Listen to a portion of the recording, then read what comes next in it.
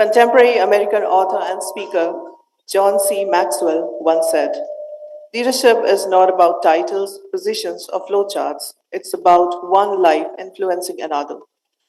A very blissful morning and cordial felicitations to Honorable Chancellor and Chairman, Amit University, Madhya Pradesh, Dr. Aseem Chauhan, Pro-Chancellor, Lieutenant General V.K. Sharma, Ati Vishishta Seva Medal, Officiating Vice Chancellor, Professor Dr. R.S. Tomar, Pro-Vice Chancellor Research, Professor Dr. M.P. Kaushik, esteemed delegates from the corporate world, esteemed academicians and guests, dignitaries of Ratnan Balved Education Foundation, vice chancellors from the various campuses of Amity universities, registrar, all the deans, directors, HOI, HODs, the convener of the event, Director, Corporate Resource Center, Dr. Rajat Pathak, faculty members, and students who are present here and have joined us online. We also cordially welcome the media who have joined us today. We extend to you all a warm welcome to the inaugural ceremony of the Leadership Conclave 2024 and AMICRAT Mentorship Program 2.0, organized by Corporate Resource Center, Amity University, Madhya Pradesh. Before we begin with the proceedings of the inaugural ceremony of Leadership Conclave 2024, we shall light the lamp of knowledge and seek the divine blessings of Ma Saraswati. We'd like to request Honorable Pro-Chancellor, Officiating Vice-Chancellor, Pro-Vice Chancellor Research, Mr. Swarnanidhi Rao, Ms. Reshmi Manan, Mr. Pravanjan Prasun, and Mr. Jashan Joshi to be on behalf of all the delegates to please ascend the dais. Sir, please. Ma'am, please. Request the convener of the event, Dr. Rajat Pathak, to escort the dignitaries.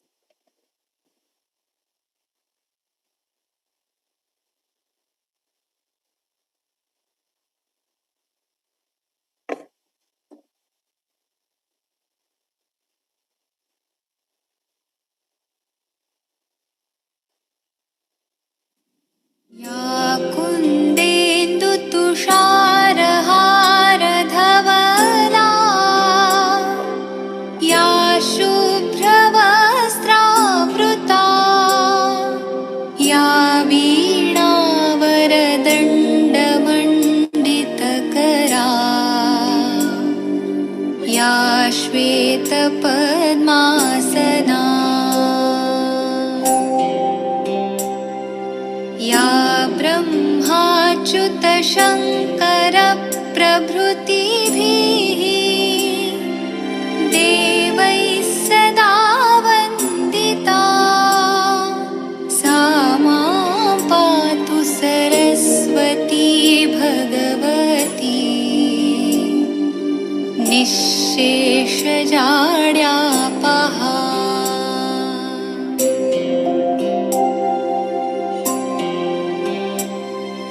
शुक्लां ब्रह्मविचारसारपरमाम् आद्यां जगद्व्यापिनीं वीणापुस्तकधारिणीम् अभयदाम् जाड्यान्धकारापहाम्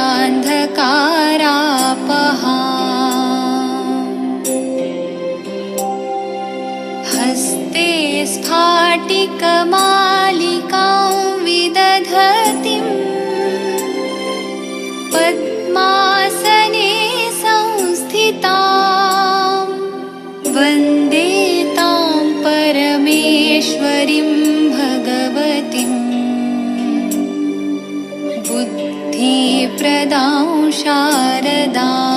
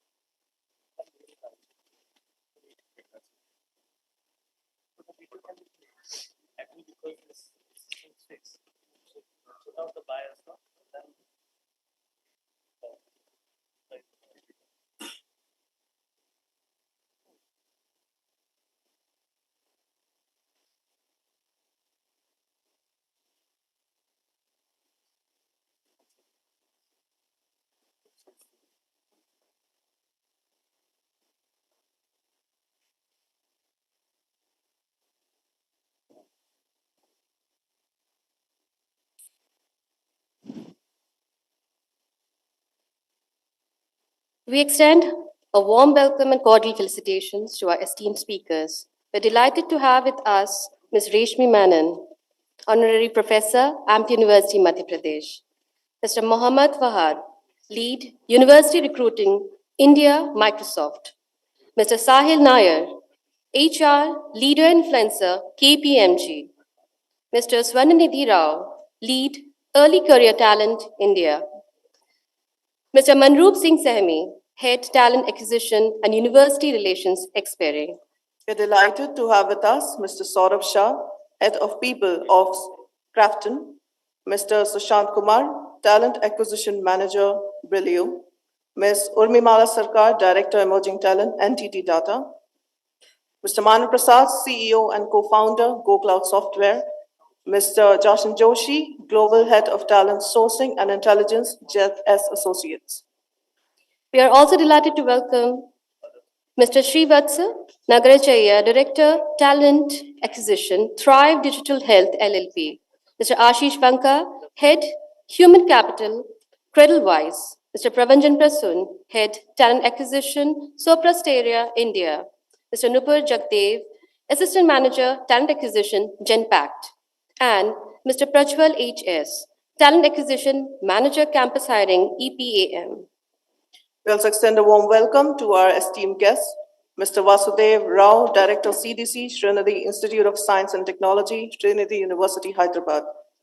Dr. B. Nagraj, Vice President, Ratinam Group of Institutions, and Mr. Wasim Feroz, Dean Placement and Corporate Relations, Ratinam Group of Institutions. Thank you, sir and madam, for joining us today.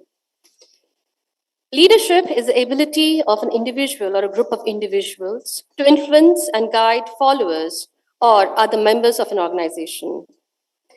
Leadership involves making sound and sometimes difficult decisions, creating and articulating a clear vision, establishing achievable goals, and providing followers with the knowledge and tools necessary to achieve those goals.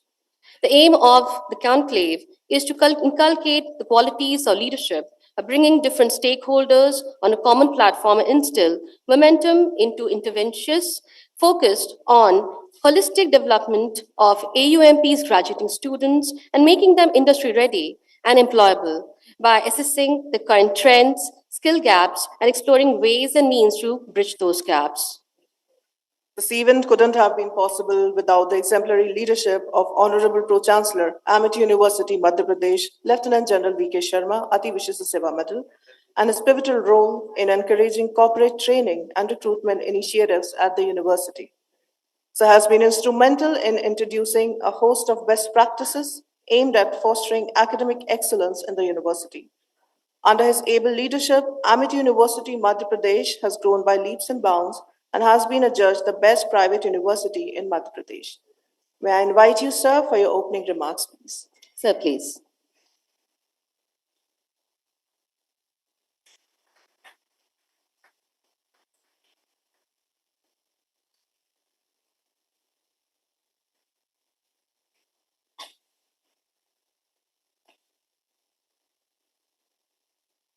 Good morning to you all.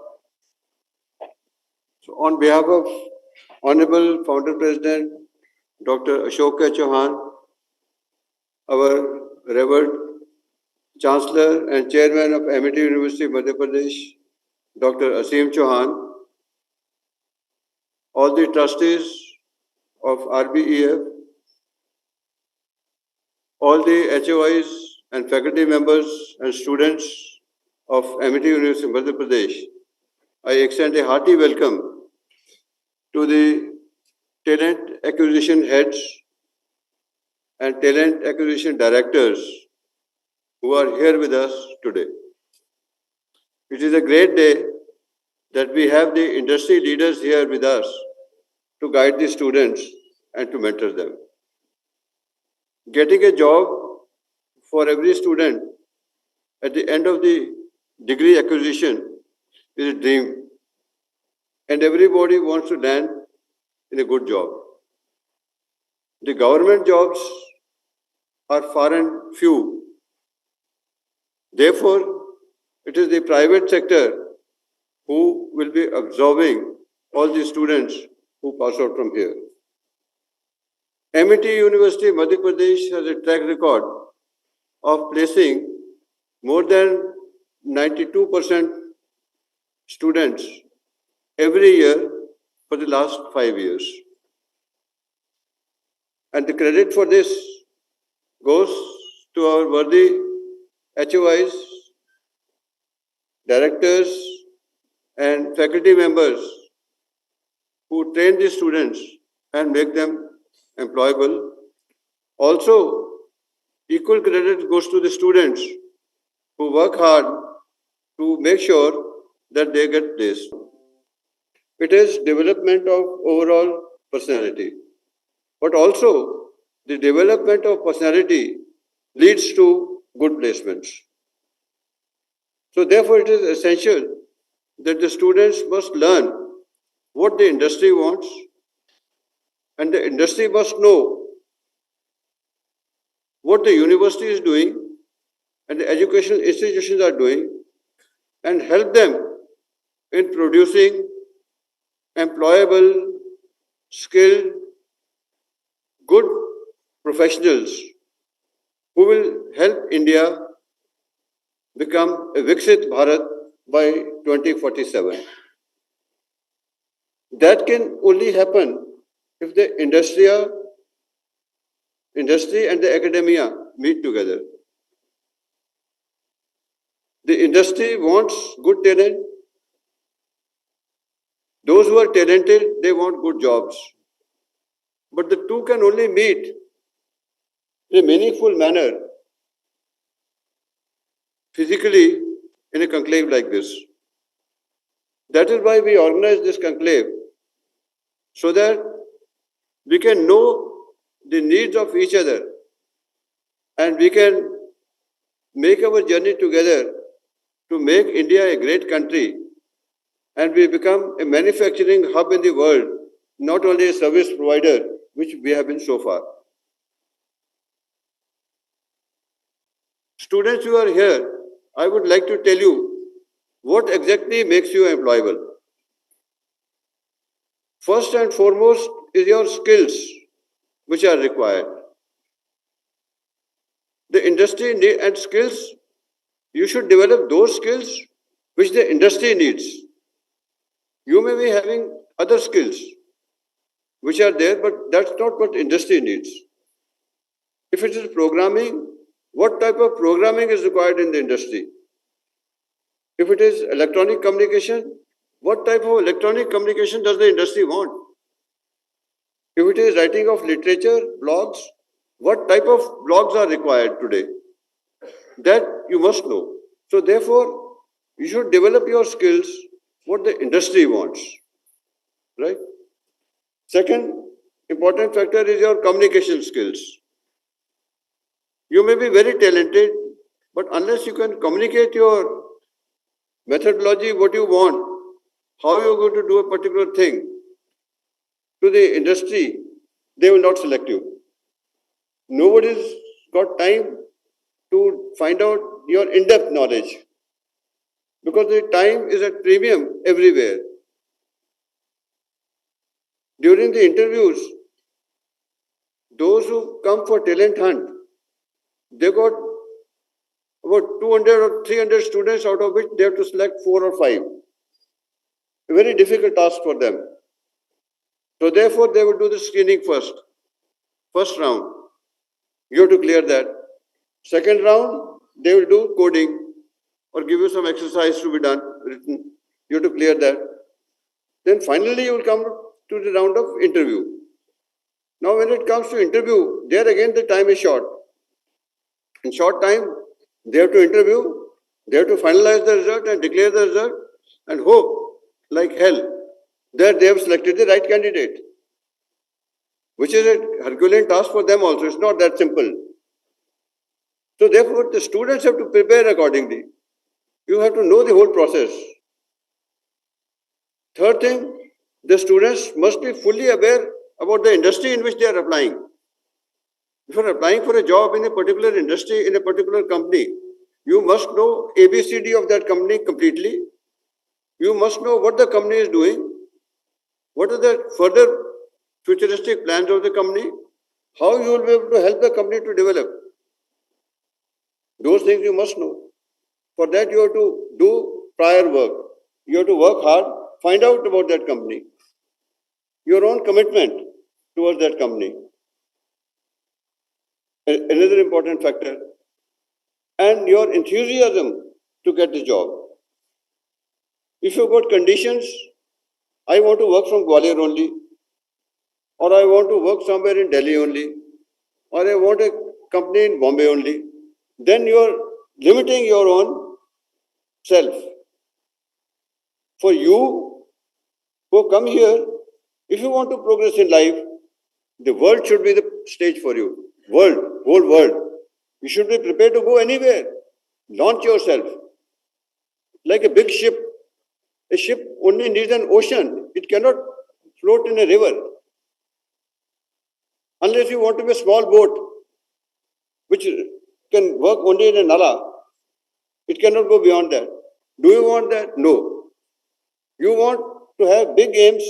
Like I told you in my orientation program, those of you, some of you were there maybe, but first timers are not here. When I said ambition is one of the very important factors in life. So you should be ambitious enough to do well. Aim for the stars. Then only you probably reach the moon. For that, you have to have your options open. Be flexible in employability. Be flexible to learn. And be flexible to learn more. Because learning is something which never stops. A man keeps learning till he dies. Right? So therefore, you should have the enthusiasm to learn. Mannerism and behavior is something very important, which I have been talking about and which has been taught here in the university.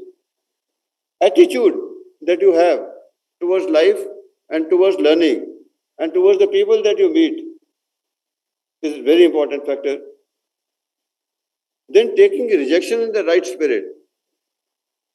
Well, you've thought that you're the best one, but when the interviews happen, whatever reasons, you're not selected. Some students take it to heart. They say, why? If we are not selected, something wrong in the selection process. Maybe. Not all selection processes can be right. Some things might have gone wrong, matter of perception, but then you must accept it. The way things are. Maybe next time, every time, same things will not happen to you. So acceptance of failures or acceptance of not having been selected is with grace and dignity is another important factor which you should be prepared.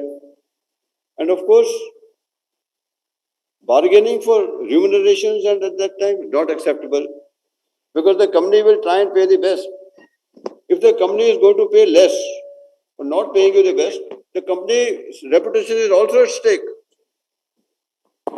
Mind you, students, if suppose some company hires you, good company, hires you at a price which you probably did not expect, if their price is actually below the market standards, then their own reputation is at stake. Because the world is watching at what price they are hiring. And their own, like it happened with one of the companies. Without naming the company, I'll say, in a few days back, it was there in the newspapers, a particular company is paying only 20,000 rupees to their employees ab initio when they are hired per month. And later on, surely they amended the ways when it came out in newspapers, a good company. So therefore, the best is try your best, take the offer, and then you can always jump offers. If you feel you are worth it, then the world is open for you. But the hard work, dedication, commitment, self-motivation, and your skills, these are the factors which will get you jobs. And there's no shortcut to hard work. Integrity, honesty, some of the qualities that we teach you here in the university and which you learn like 101 attributes of an Amitian, which we tell you to develop and to pick up. Your teamwork, your ability to carry on with the team, your leadership qualities. Now another thing, leadership quality does not mean that you have to boss around. Some people take it that, no, leadership qualities means you should have such qualities that people should follow you. They should automatically say, yes, this is the correct solution. Let us do this. And to become a leader, you have to be a good follower. If you have yourself never learned to obey laws, to obey others, then why do you expect that others will obey you and listen to you? They will not do that. So therefore, to be a leader, you have to be a good follower first. All leaders who rose, nobody became a leader ab initio. Very few examples like kings who were there. The son who is a Yuvraj, he used to become a king, but those days are gone now. Now, the leaders emerge, and the best leaders are those who emerge from the masses. And we are the masses here. So therefore, please make sure, students, that you make yourself industry ready. And that is the aim of the today's conclave. We will have a number of sessions. You will be listening to the best of the speakers who have come here. And mind you, all these people who have come here, they are very high profile persons. Their time is very valuable, very difficult to get all of them together. Dr. Rajat Pathak has been working since last 2 months to get them all together and make sure that they are here today. With great difficulty, they have spared a day to come here. So when they are going to interact with you, listen to each of their words. Take it in your head and act upon that. There will be sessions when they will be mentoring you in a classroom, in a short group of maybe about 40 or 50 or 60 persons, when you can ask them questions and you can clarify your doubts and minds. Right? So that is the time, and I'm sure the students will pay equal attention. The amount of time that the CRC has spent on organizing this event, the amount of time the leaders who have come here today that they have spared for you all, I am sure it will be beneficial to the students and also to the leaders who are here today. I wish this conclave great success. Wish you all the very best. Thank you and Jai Hind.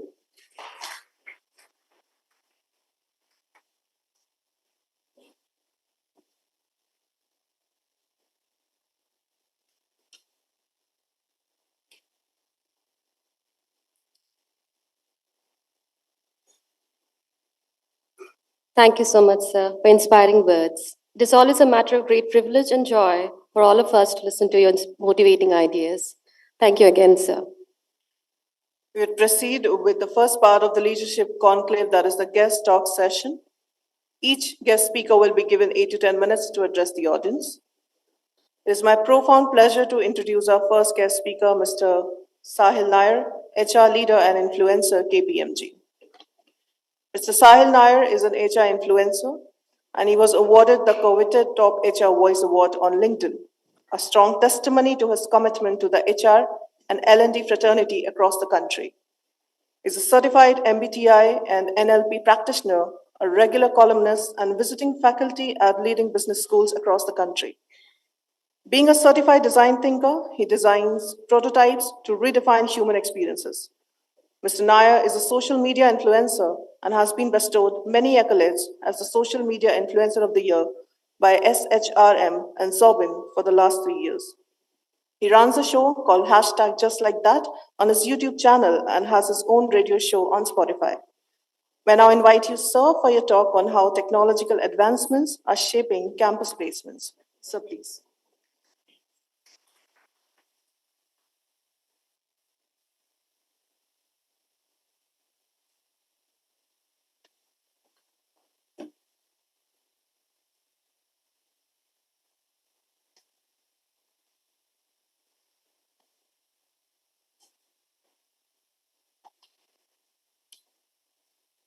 Hello, mic test. Can you guys hear me? Fantastic. Can I request you all to please stand up for a moment if you don't mind? And if I may just request you to please give me a round of applause. Thank you, please, sir. You know, I've been a TEDx speaker, and in TEDx, you normally get around 18 minutes, and I have never been so nervous in my life. Trust me, I am more nervous than you sitting there before an interview. And the reason I'm nervous is because I have exactly 8 minutes. Dr. Rajat has told me at 8 minutes, the first ring will go. And after 2 minutes, in 10 minutes, be respectful and get off stage. Otherwise, we have bouncers here who will just pull you back off. A quick caveat, my dear friends, a statutory warning. And the statutory warning is when you drive a car and you look at your mirror, it says that objects in the mirror are closer than they appear. Every joke that I'm going to crack has a lot of learning. So enjoy the jokes, laugh, but at the same time, pick up the learnings. I'm going to have just one slide, and I'm going to move very, very quickly. And I hope this works. The topic. Okay, where is this gone? This had to happen. Let's figure this out. Okay, let us just try and share it one more time.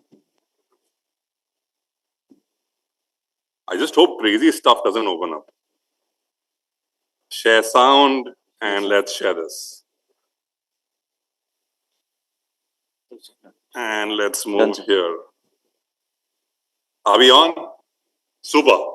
Okay, the topic for today, how technological advancements are shaping campus placements. The first time this topic came to me, I didn't even know what I need to speak on. I went online, went on ChatGPT and asked ChatGPT, I'm going to Amity University, what should I talk?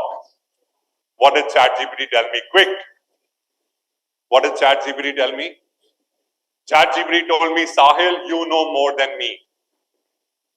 Trust me, I wish I'd taken a screenshot and shown it to you, but I'm timing myself exactly 1 minute per slide. Watch this video, it will give you an insight into how life is. Give it a laugh, please. Step up the volume. Whoa, that's not good. Oh, I don't need this. I'm already late. Somebody will come. Anybody out there? Two people stuck in an Do you have a phone? elevator asking for help. No. Sorry. Somebody! Hello? There are two people stuck on an escalator and we need help. Now, would somebody please do something?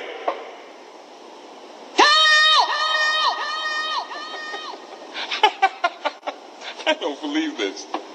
You gotta be kidding me. I'm gonna cry.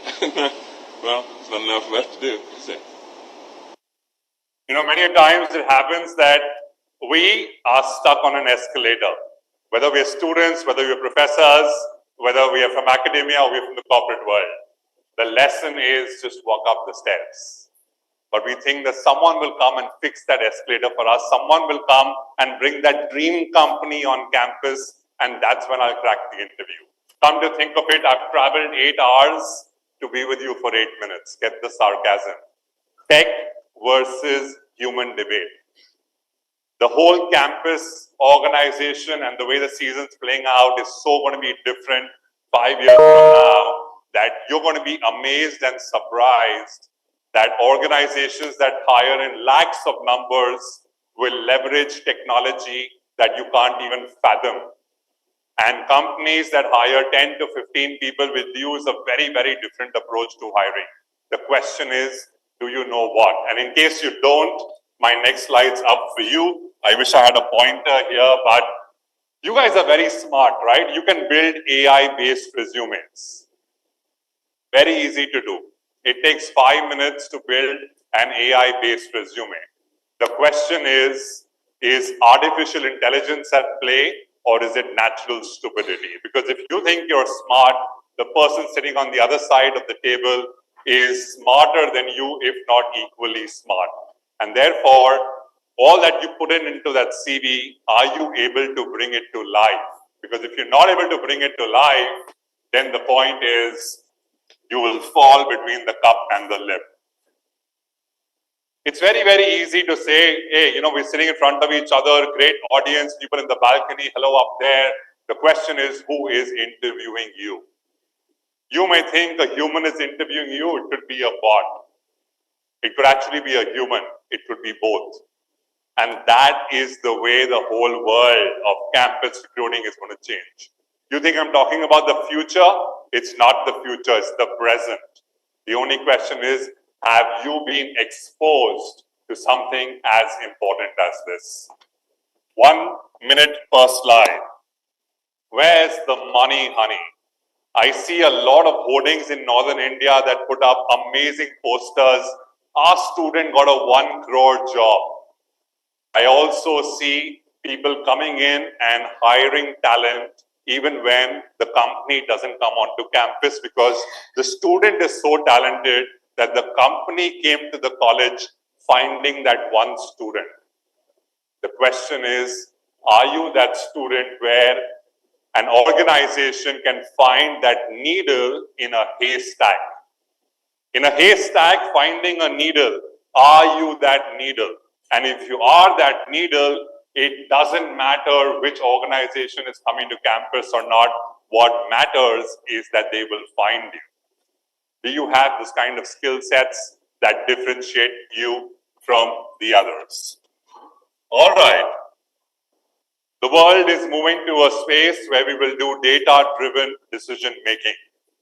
Now, you may think companies do data-driven decision making. They'll have algorithms, they'll have hackathons, and they will pick out the best talent. I'm putting an open challenge to each one of you. Can each one of you build a data model whereby you can look at the entire supply chain of talent and see if there is a batch passing out 25-26, what is going to be the percentage of people cracking the top jobs? And if you can build a model like this, trust me, all the lovely people sitting on the front row will want to learn from you as reverse mentoring in your mentorship session. Is that 6 minutes or 8 minutes? I don't know what it is, but I'm going to still go on for another 2 minutes. I like you, I don't like you, I like you, I don't. Data decision making will happen, but they will always be biased because we are human beings and therefore we are subject to bias. The question is, are you able to reduce the bias as much as you can? Fundamentally, always be prepared to answer the question, who are you? Because if I had to chat GPT you, what would it say? And if your presence is not on tech, there's a problem because the future is tech. I have a lovely video here, but I don't think I have time for it. And maybe I'll request you to watch it online. Like I would watch. But I'm going to leave you with this. And as I have 60 seconds left, Rajat, I promise you I'll end on time. I want to leave you with 3 key lessons. Lesson number 1. Don't let artificial intelligence beat natural stupidity. If you're in the moment, be present. I know somewhere there was some communication, don't use technology, just do a presentation. But trust me, for the first time in my life, I've made a PowerPoint for a presentation like this. Because I firmly believe, with all due respect to teachers, people who use PowerPoint don't have power in their points. All right? Point number 2. Every single person sitting in this room is different from the person sitting next to you. Yes or no? Don't try and copy the person sitting next to you. Bring your original self to the conversation, to the discussion, whether it is technology or in person. And number 3, as you're here, please have a lot of fun, because these days will never come back. Thank you so much. That was my time. Have a lovely time. Thank you so much. And of course, the links are up there. You can get your phones out and you can scan the code. I'll be happy to connect it with you for the rest of your life. Thank you so much.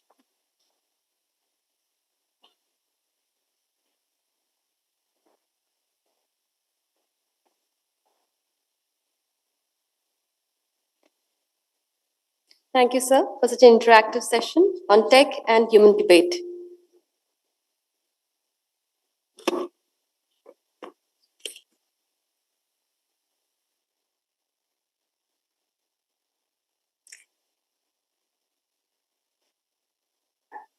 Proceeding further, we have Mr. Suvarnidhi Rao, Lead Early Career Talent, India at Philips. Mr. Rao is a campus recruitment lead at Philips for the Indian subcontinent. With over 24 years of experience, he has held key roles in BT, TCS, and Wipro, managing recruitment of onboarding processes. Known for his strategic approach, Sir has optimized cost-saving hiring strategies in complex global environments. Mr. Rao also serves on the Industry Advisory Board for Chandigarh University and the board of Shansthan, an NGO focused on rehabilitating children of sexually exploited individuals. Recognized for his contributions, Sir received the Lifetime Achievement Award in the Panchajanya Award series, honoring his impact in academia, industry, and media. It is my pleasure to invite you, sir, for your talk on bridging the skill gap, aligning academic curricula with industry needs. Sir, please.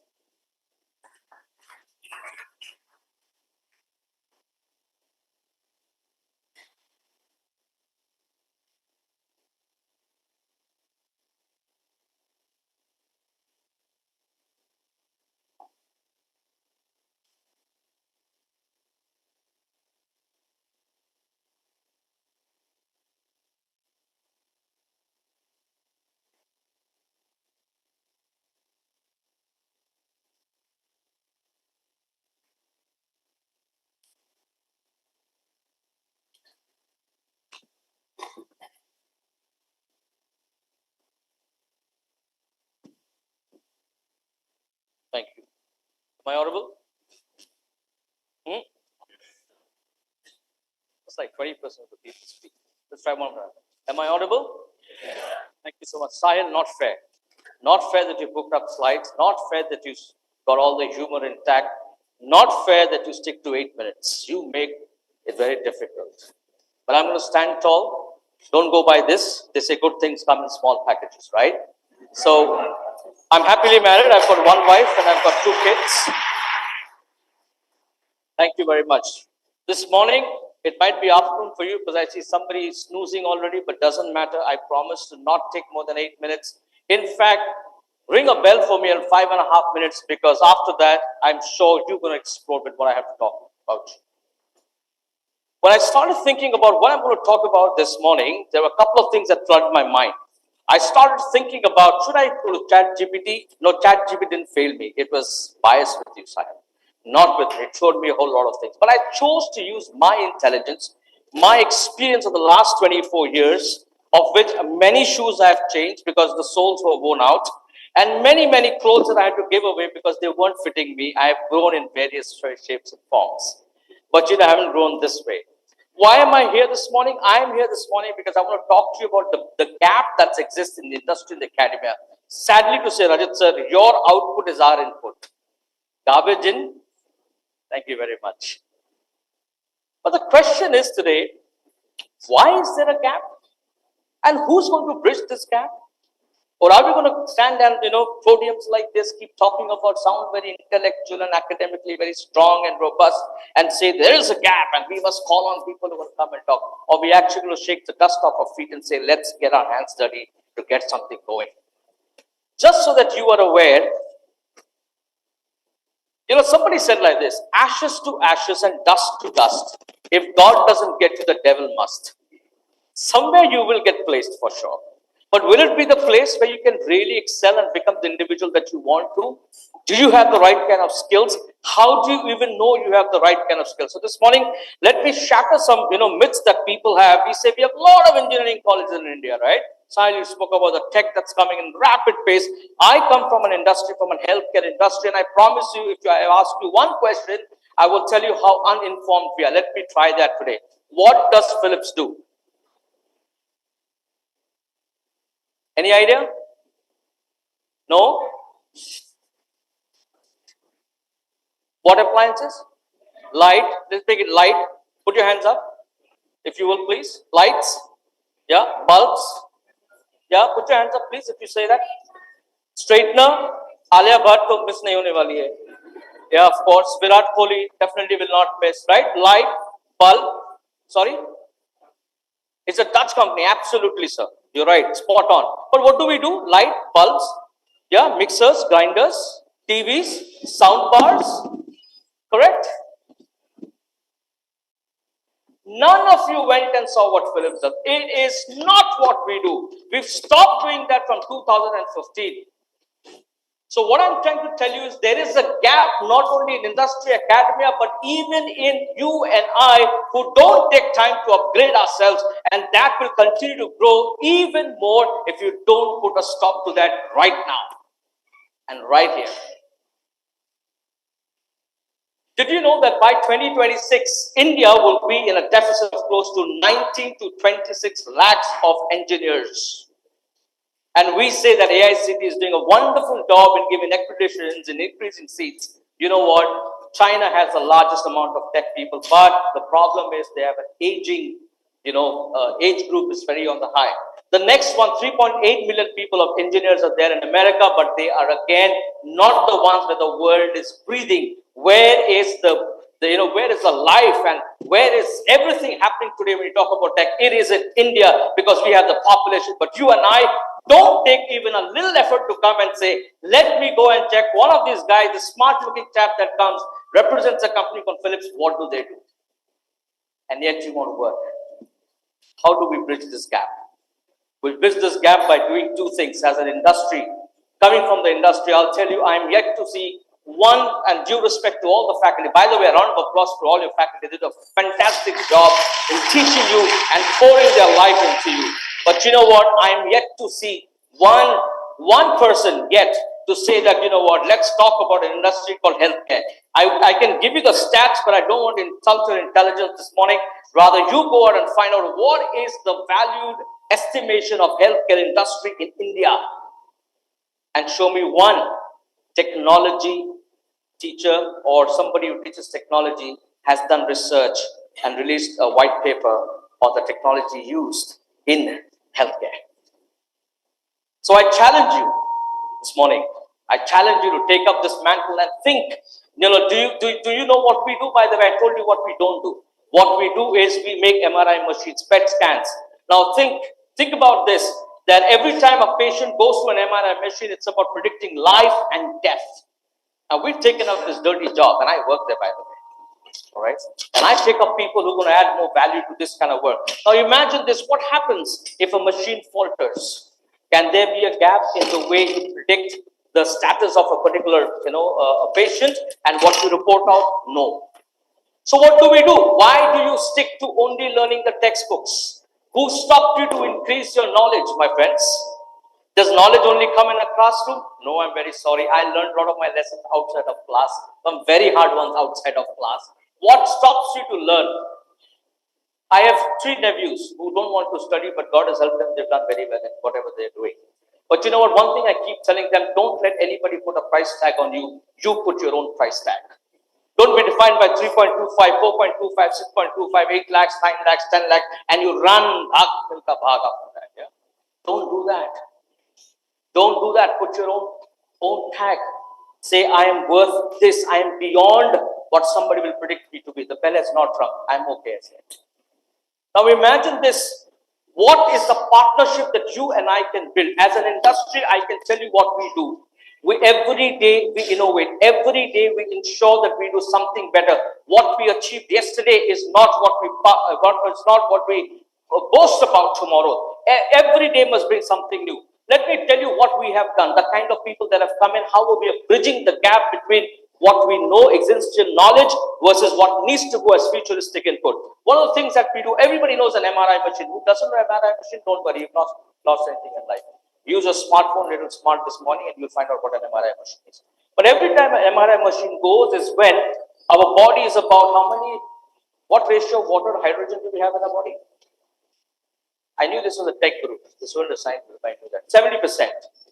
And within that, there are some cells that will tell you whether this is cancerous or non-cancerous. Our job is to split that hydrogen in your body. Oh, okay, I'll close, I promise. In your body, and in that, you pick up those one cell that allows the doctor to look into around it like this, 360 degrees. And in that 1 minute, it makes about close to 190 different shots of pictures, enlarges, shortens, turns, left, right, upside, downside, every side possible. And the doctor predicts, yes, you are cancerous. We make these machines, and when you make these machines, you know what? It lasts for 25 years and needs 2,500 liters of helium. Where is helium found? In the crust of the earth. Is it sustainable? No. So our R&D got together. You know what we did? We got together and we developed something where we now don't need 2,500 liters, and get ready to clap. Only 7 liters is what is required for the next 15 to 20 years of the life of 2,500. But there was a gap. Somebody thought about it. Somebody put their minds together. Several teams came together, thought about it, and they fixed the problem to say, we have to be sustainable. What I'm asking you today, I'm all wired up. Don't worry, I'm not going to blow you or not blow myself up. But all I'm saying today is I'm going to blow the way you think. I want you to think in multilateral dimensions. I want you to start thinking that there is a gap. Tomorrow, if you don't upgrade yourself, if we together, industry input and the college, taking those inputs and building the curriculums as such, this gap will continue to only widen. And like I said, wake up to know one thing for sure. There will be close to about 19 to 26 lakhs required shortage that is going to be increasing by the hour as we speak, because expansions don't stop, innovations don't stop. What really stops is you keep learning only the one thing over and over. Finally, here's one thing that I want to share with you. Any fish, before the bell rings, any fish can swim along the tide. Ladies and gentlemen, it takes a fish with a backbone to swim against the tide. So decide for yourself what you want to be. The one that swims along the side or the one that swims against the side. I'm out. Thank you.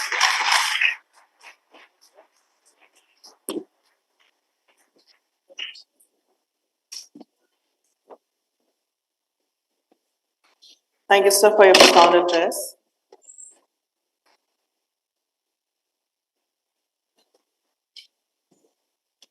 Proceeding further, it is our pleasure to introduce Mr. Manroop Singh Semi, Head Talent Acquisition and University Relations, ex-Perry, for our next guest talk.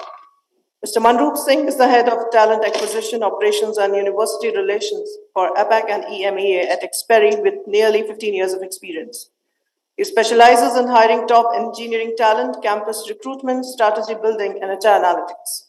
At ex-Perry, Mr. Manroop has developed and executed early career internship programs, identified key campuses for recruitment, and managed all aspects of university hiring. His role also includes mentoring teams, overseeing vendor management, and ensuring smooth onboarding processes. Mr. Manroop is a continuous learner with a PG certificate in HR management and analytics from IIM and a bachelor's degree in arts from EIILM University. He's passionate about AI and brings a data-driven approach to talent acquisition, aiming to drive ex-Perry's growth. And prior to ex-Perry, he worked with HP and Dell in operations, where he excelled in customer. I invite you, sir, for your talk on harnessing ChatGPT and generative AI revolutionizing campus placements. So please.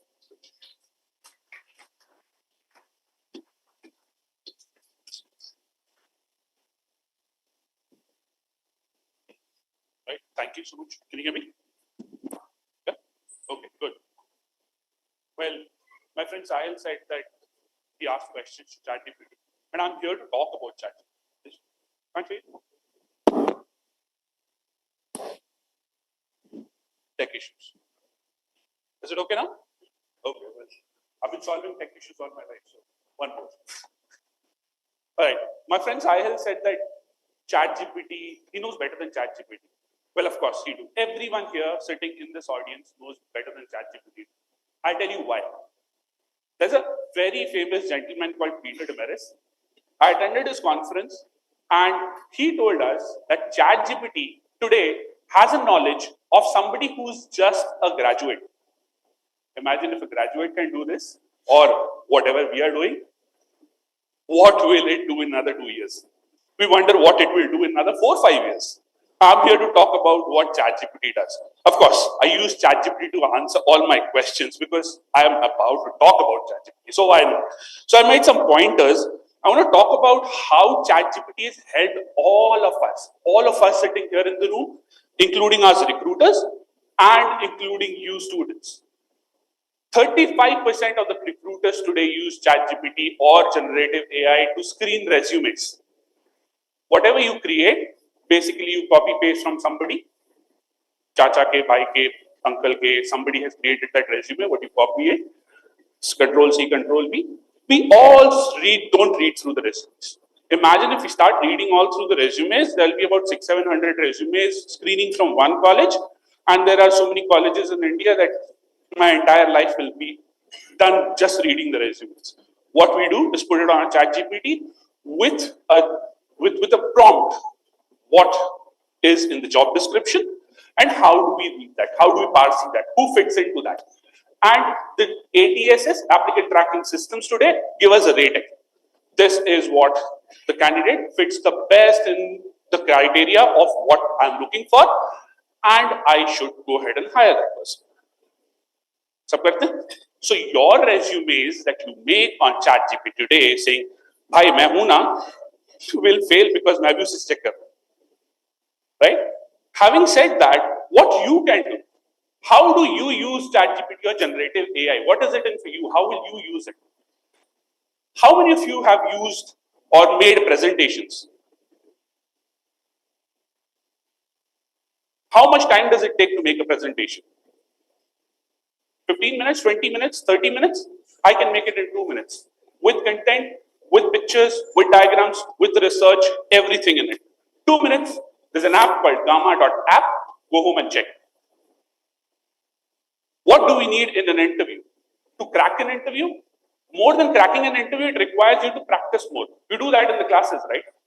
But what if you can get somebody who can tell you what you're doing on the call itself, tell you what is it required? I mean, where are you flunking?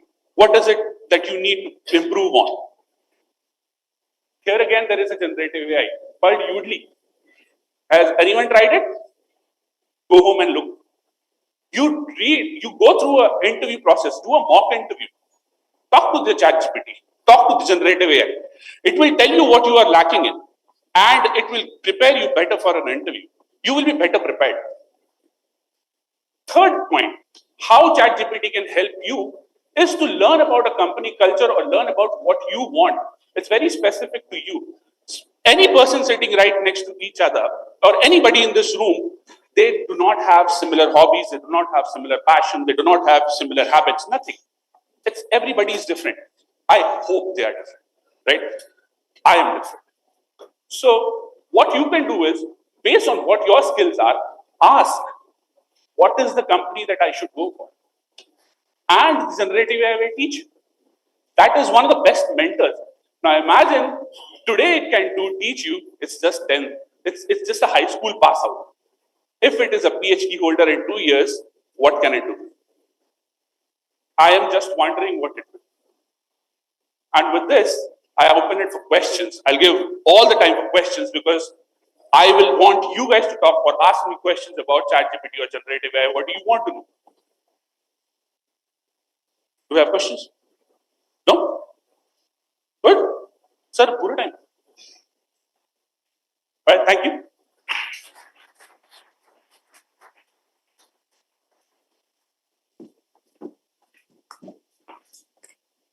Thank you, sir, for the informative talk on ChatGPT and generative AI.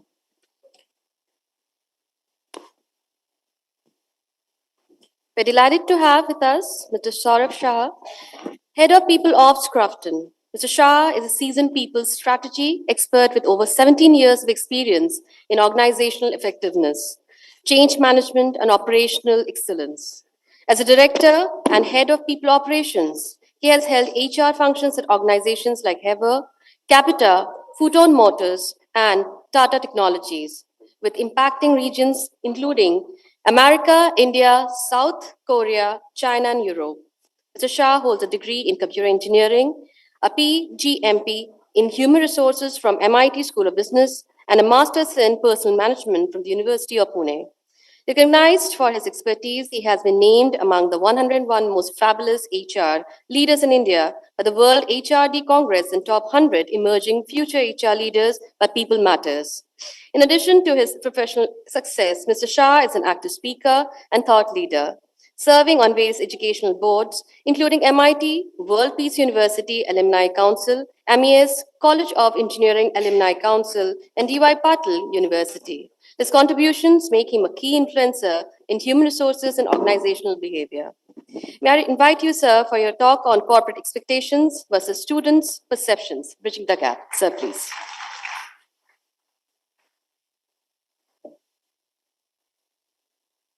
Very good morning, everybody. डर बहुत लग रहा है यार, ऐसे बड़े-बड़े अच्छे-अच्छे speakers ने इतनी बड़ी-बड़ी बातें की है. I'm thinking to myself, what should I talk? Then I feel like a toddler in front of all these stalwarts. कि अब मैं क्या बात करूं? ना slides है, ना चिट्ठी है. अब कहाँ से मैं? I'm just thinking to myself. Rajat sir came to my rescue and he said, चलो मैं आपको ना वीडियो प्ले करने के लिए परमिशन दे देता हूँ. So thank you, Rajat sir. Okay, so before we start, जैसे साहिल ने वो सिक्सर मारा था ना, can all of you stand up?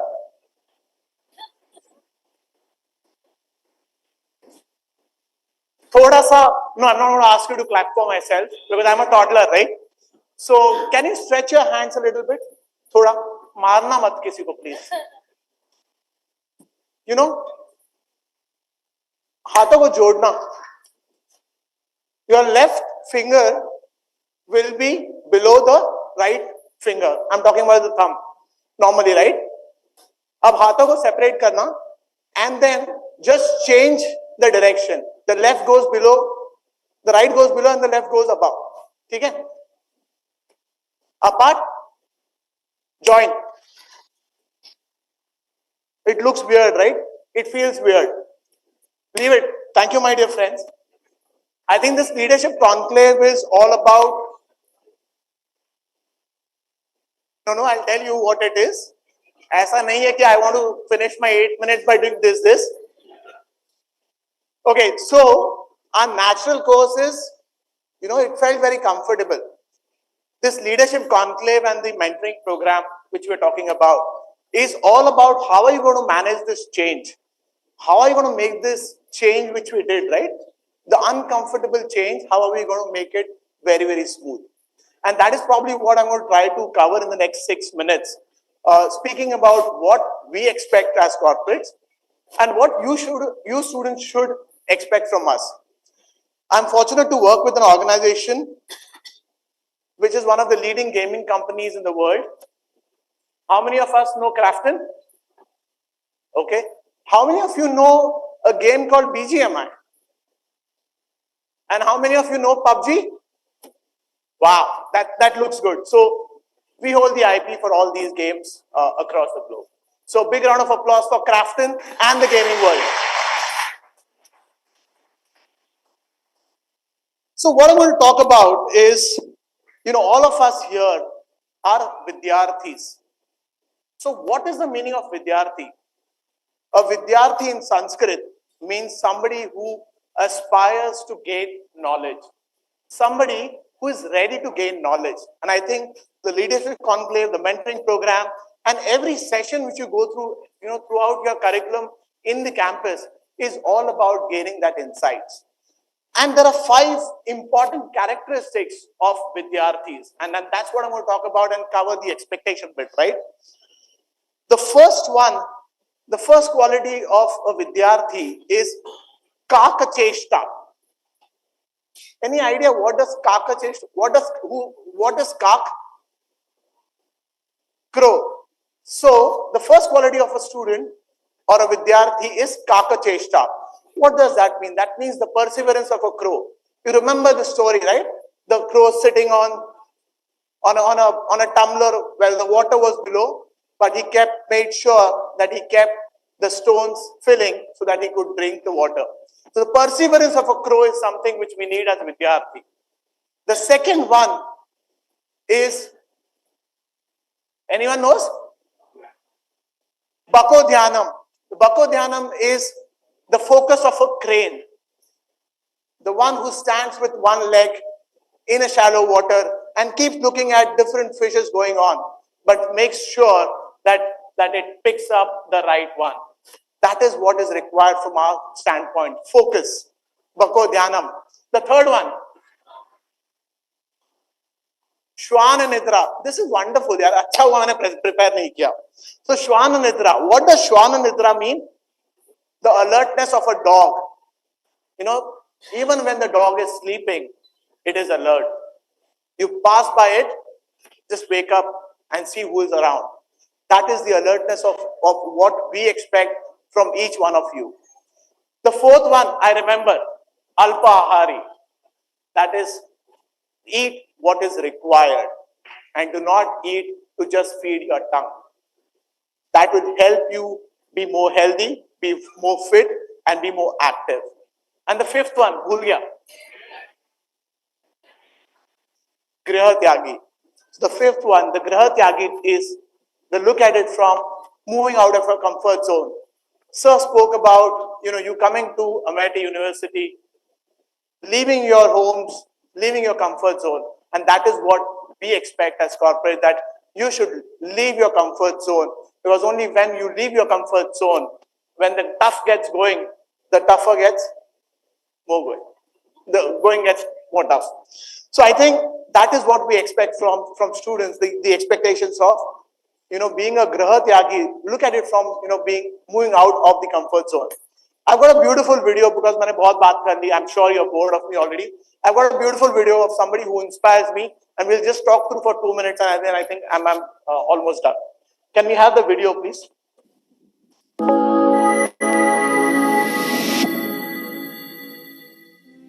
Well, I would like to keep it very simple. I play cricket and all my devotion is towards cricket, and I know one thing, whatever is around me is because of cricket and not because of anything else. The kind of person I am, throughout my...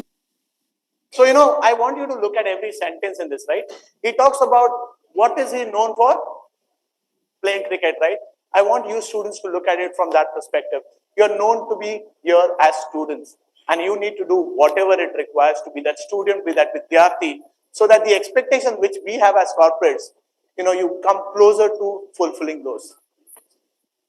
My life, I've never tried to change myself. I've always kept it simple, be honest, devote yourself to something and then, be focused on that. So I think it's the ethics and the principles that really matter in life, and I've kept it really simple. So, that's something very powerful. Wrong is wrong, even if everybody is doing it. Ye likh lo, make this like your life sentence. Wrong is wrong even if everybody is doing it. Ethics and principles are the pillars, and anything and everything you do in a corporate or your entrepreneurial journey, if it is within this framework, then you have a peaceful sleep. And if you have a peaceful sleep, your life is sorted. Also, that has really helped me. Knowing your limitation is more important than trying to, strive towards perfection. That's for me. It has worked for me. It may not work for everyone, but as an individual, you have to figure out what really works for you. process is more important than the result. The result is a byproduct of the process. But in today's world, we are so much focused about the result that we get away from the process. So two important things. Focus on the process. The outcomes will be there.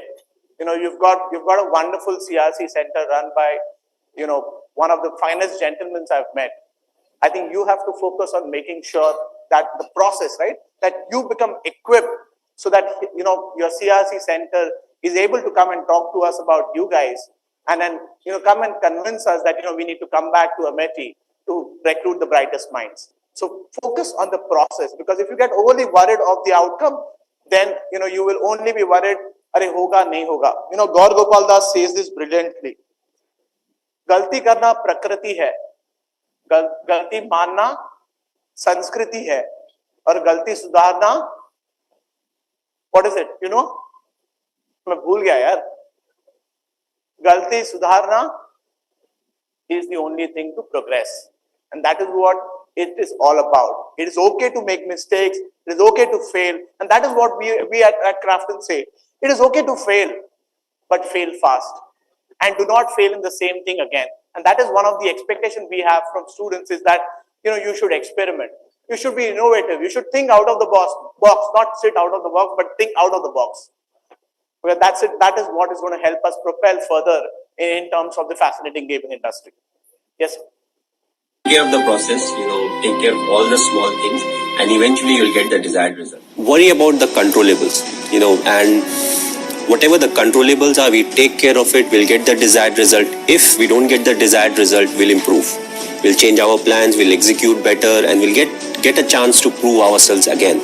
So, that's what it is. Thinking about the result never gives you result. Yes, you may have a target in mind, but what is more important is to take care of the small steps in life, what needs to be done, what I am supposed to do, what extra I can do, and that will help us achieve the target. That's what life is all about. Go through the difficult periods, fight it out, but if you can do it with a smile, that you'll become part of maybe the 5% persons, who can actually do it, because at times we crib about life, about the tough period, but what's important is to go through the tough period. It's a tough period that actually make you a better human being.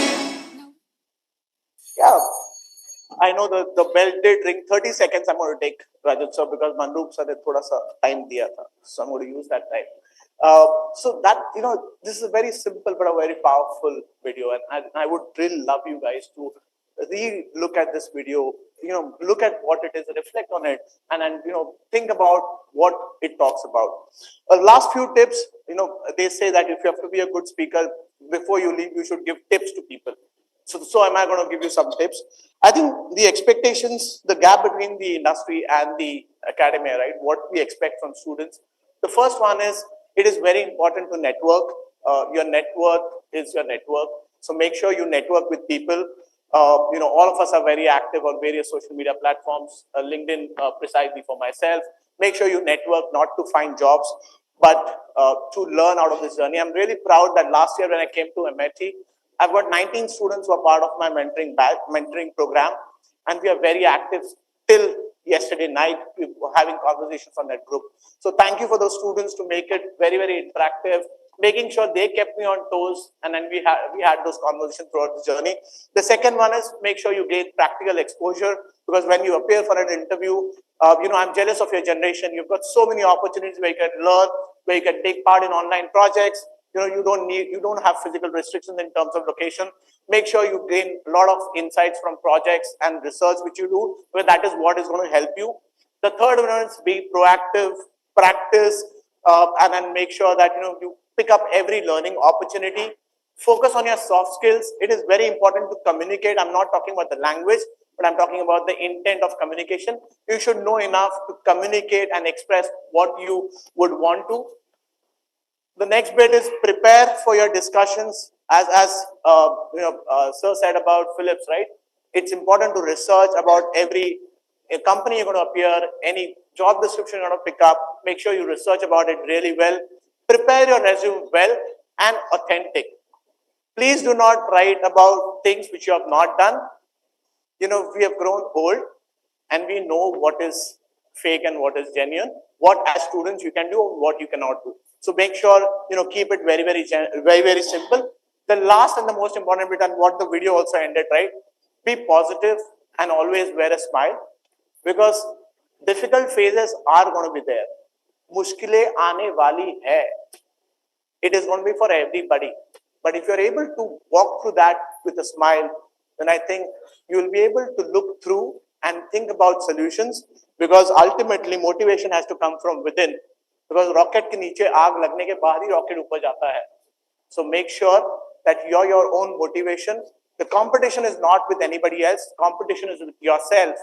And if you're able to beat yourself and keep progressing, then I think you've made your life worthwhile. Always remember to think about your parents. Thank your parents, thank your teachers, thank the university. And if you're able to express your gratitude to every person who has touched your life, then I think your life will be very simple. और रात को बहुत अच्छे से नींद आएगी. Thank you so much for the opportunity. Love talking to you guys.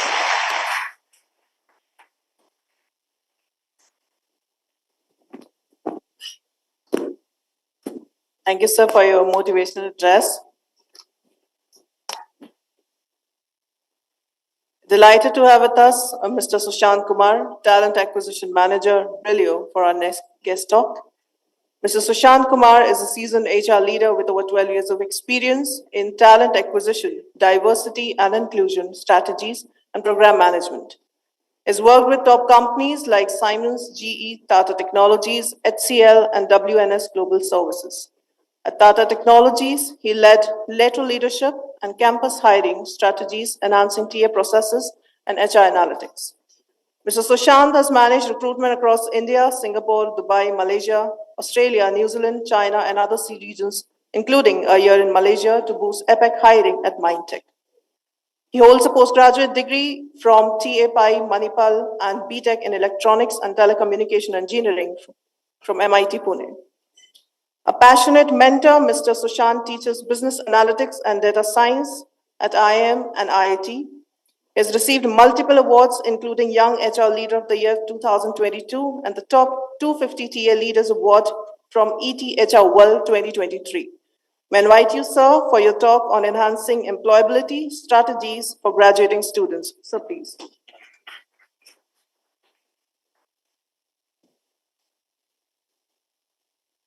Good afternoon, everyone. Good afternoon. Great. So I'm not going to do any exercise for you, because I hope all of you are excited already and done enough exercises in all the guest lectures. So let me straightforward come to the topic, because I don't want to utilize those 8 to 10 minutes talking about the very important topic, enhancing employability for graduating students. Okay. So when I talk about the strategies, the first important strategy for every individual sitting out here to make out is to have a goal for yourself, because that's when you start building your strategies, right?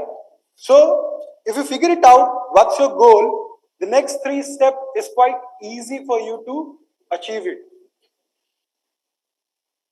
So as a student, if I have to ask you to achieve your goal, what are the 3 important P's which you need to imbibe? Can you tell me what is those 3 P's? Planning. Very good. Yeah, sorry. Yeah, so planning is really important. So if you have a plan, it's really important you need to execute that plan to reach your goal. Okay. Now, once you have your plan ready, the second important factor is process. Okay. What else? Yeah, perseverance. Perseverance would come third, but yeah, I'll still take it. Okay. So it starts with P. So I'm talking about those 3 P's. So you have to, first is plan, third is perseverance.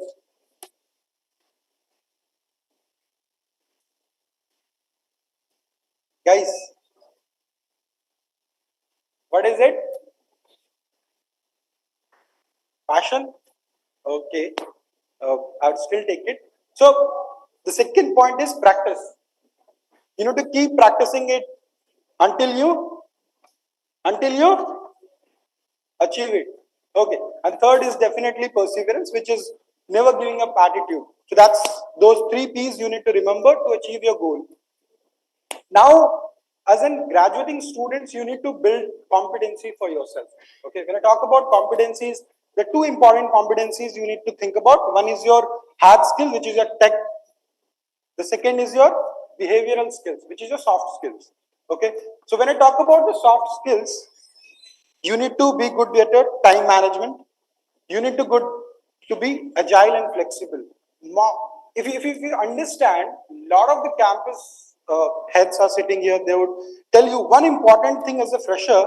In fact, I was talking to Prasoon also, and he was telling me while we were on the way to the college, I was asking, he said that a lot of students are failing in the exam. So I said, you have hard coding questions round? He said, no, we're not assessing that. So most of the organizations, they, of course, they emphasize during the interviews how adaptive you are, how flexible you are. So that's one of the important aspects when student asks me, what is that you look out for a fresher? So we look out for that agility, we look out for that flexibility, and we look out for that adaptability. So that because you could be molded according to the organization. Some organization could be working on different tech stack, some organization could be working on different tech stacks. So that's how we look around. Now, another important aspects coming back to the tech, the hard skills, which is your technical skills. The first and foremost thing everybody goes through in an interview process is your resume. Okay, so you need to focus a lot on your resume building. Okay, can you tell me those 3 important things which any recruiter or an HR or an interviewer would see in your resumes? What are those 3 things? Skills, experience, projects, very good. Sorry? Qualification. Qualification, we know you all are engineering students or MBA students. That's why we are coming there. The 3 important aspects somebody talked about was experience. Okay. The second important somebody talked about was projects. Somebody also spoke about skills. One more important thing which I feel you could add about is your certifications. Okay. So those are the 3 important aspects. You need to be very crisp and clear, and you need to really emphasize on that, not only while mentioning in your resume, but while also talking in your interview. Every individual gets those 30 to 45 minutes for an interview, right? ये 30 minute आपसे कोई नहीं छीन सकता. Like how Saruk used to talk about, right? In Chak De India. Those 7 minutes he used to talk. So every individual, if you see, mostly any company you pick it up, the interview cannot go beyond 1 hour. Okay. So this is how you need to control your interview. So you can control your interview by being very prepared on these 3-4 important aspects. So when I talk about experience as a fresher, what is that we would be looking out for? What do you have in experience? Very good, internships. So be very good while you are picking up the internships. Where you are really passionate about or you want to build your career, pick those internships. Not whichever is coming or paying high, you should pick. Look for which would eventually give you more return over the time. The second, projects. So you need to pick up projects which are really useful. So you can go to Kaggle and pick up projects. You can pick up live projects. And another third important aspect which I talked about was the certifications. So certifications also are of 2 categories. One are industry certified. When I talk about industry certified, you need to have those certifications coming out of Microsoft, like Azure certifications, cloud certifications, coming from Cisco, right, Adobe or SAP. So those certifications you need to really think about, right? So if you are certified on those aspects, or Salesforce for that matter, Oracle. So if you get those certifications, they are more valuable because you need to give an exam to get those certifications. The other certifications, definitely you get it from Coursera, Udemy, edX, blah, blah, all those other websites. But those have little weightage, but still, yeah, during the course of your entire 4 years, you can definitely utilize that. But when over and top of it, it will only be valued. When I talk about certification, it was not the Coursera and the Udemy certification. It was those industry body certifications. Like for Salesforce, you would have PD1, or for Cisco, of Adobe, SAP, all those certifications which are more relevant to the industry, right? So that's the another important aspect which you need to see as an individual. The next important factor post your resume, your interview and all, you need to also work on your branding. So when I talk about branding, it's not about getting on social media and making your Instagram profile or LinkedIn profile and all and getting branding. So when I talk about branding, it's covered 3 aspects. Okay, one of the important aspects in branding, if you see, is networking, which eventually Sir was also talking about. So you need to do a lot of networking with people, your alumni, your peers, or the HR fraternity whom you really look up to, right? And one of the platform for it is LinkedIn, right? I believe all of you have your LinkedIn accounts. Great. So post the session, I should see that at least I get 400 invites on my LinkedIn account. So that's how I wanted to promote my LinkedIn. Okay. So yeah, another important fact for branding was creating your professional portfolio. Okay. So because all of you should create fascinating websites or profiles, because this is the era of AI tech. So you can shy away from it. Even if you're from any branch, irrespective of it, you can have your own portfolio which talks about it, and that should be highlighted in your resume. Okay. Similarly, the last thing you should also, everybody of you should have profile on GitHub. Okay. So get your profile on GitHub and all your projects start listing on GitHub. Okay. The last, I would also touch upon, you need to start participating in a lot of competitions. When I say competitions, it's about those coding challenges which happens on LeetCode. I hope all of you know LeetCode. Anybody who has got good number of ratings on LeetCode or CodeChef, 5-star, 4-star, 3-star, anybody has 3-star? Good. So we have few good developers sitting out here in the crowd. So that shows, so you need to really pump up and get those coding competitions cracked and participate in a lot of competitions. Okay.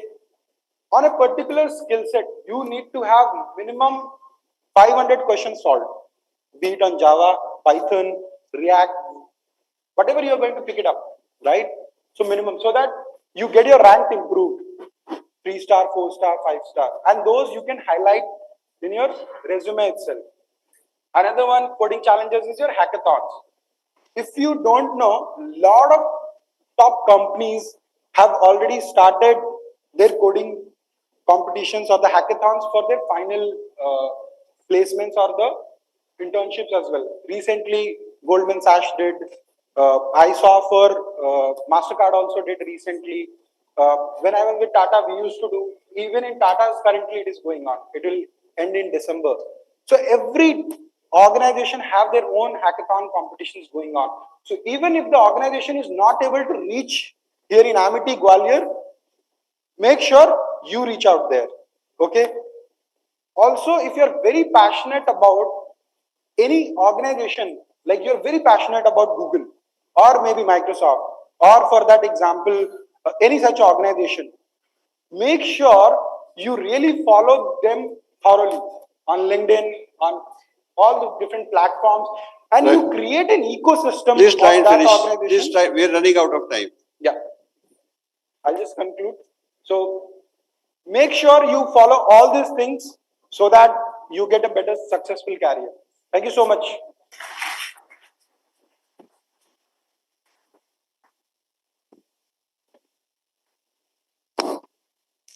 Thank you, sir, for such a wonderful address. We'd also like to thank all the esteemed speakers for such profound talks. Campus placements are a crucial component of higher education system, serving as a bridge between academic institutions and corporate world. These placements provide an opportunity for students to secure employment with esteemed organizations even before they graduate, ensuring a smooth transition from academia to the professional world. Campus placements present an exciting opportunity to begin their professional journey on a positive note. They offer students a chance to showcase their skills and knowledge, securing attractive job offers from reputable companies. For organizations, campus placements serve as a means to access fresh talent groom potential employees and save time and effort in hiring processes. A successful campus placement can significantly impact students' careers, providing a head start in the professional world. It offers financial stability, opportunities for growth, and a platform to apply academic knowledge in real world scenarios. The Corporate Resource Center is a vital component of any academic institution, playing a key role in shaping the future careers of its students. By bridging the gap between academia and industry, the CRC ensures the students are well prepared to meet the challenges of the professional world. Functions of the CRC are facilitating placements, providing career counseling, enhancing skills, offering internships, fostering industry academia collaboration, maintaining alumni relations, organizing corporate events like this conclave, and managing data.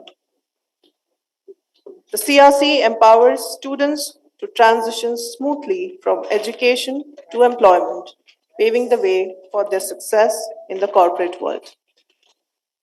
This leadership conclave is aimed at sharing and imparting knowledge acquired by the managerial authorities and lead talent acquisition teams from diverse industries to the budding future managers, that is, the student of Amity University, Madhya Pradesh.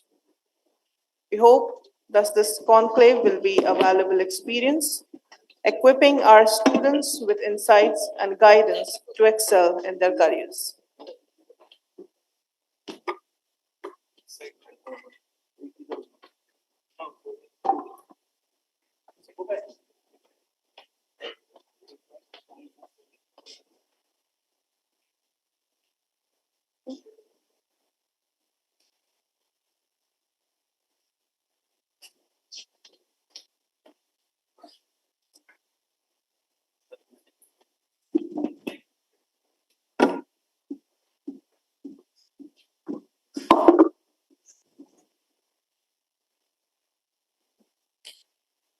Ladies and gentlemen, the stage is set for further deliberation on this very pertinent panel discussion on campus placements is changing hiring landscape and impact of AI on campus placements process. As moderator for the session, we have with us Dr. Rajat Pathak, Director, Corporate Resource Center, Amity University, Madhya Pradesh. We request Dr. Pathak and the panelists to kindly ascend the dais. As panelists, we have with us Mr. Mohammad Fahad, Lead Universities Recruiting, India, Microsoft. So please. Mr. Jashan Joshi, Global Head of Talent Sourcing and Intelligence, JS Associates. Sir, please. Mr. Ashish Banka, Head Human Capital, Edelweiss. Mr. Pravanjan Prasun, Head Talent Acquisition, Soprast Area, India. Ms. Nupur Jagdev, Assistant Manager, Talent Acquisition, Genpact, ma'am, please. Mr. Srivastava Nagarajaya, Director, Talent Acquisition, Tribe Digital Health, LLP. Sir, please. Mr. Manu Prasad, CEO and co-founder, Go Cloud Software. Sir, please. And Ms. Urmi Mala Sarkar, Director, Emerging Talent, NTT Data. Ma'am, please.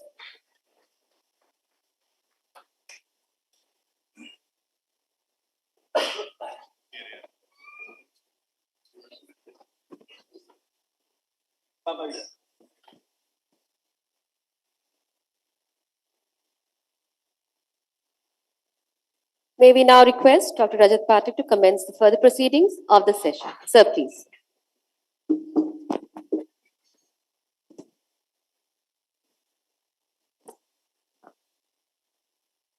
Good afternoon, everyone.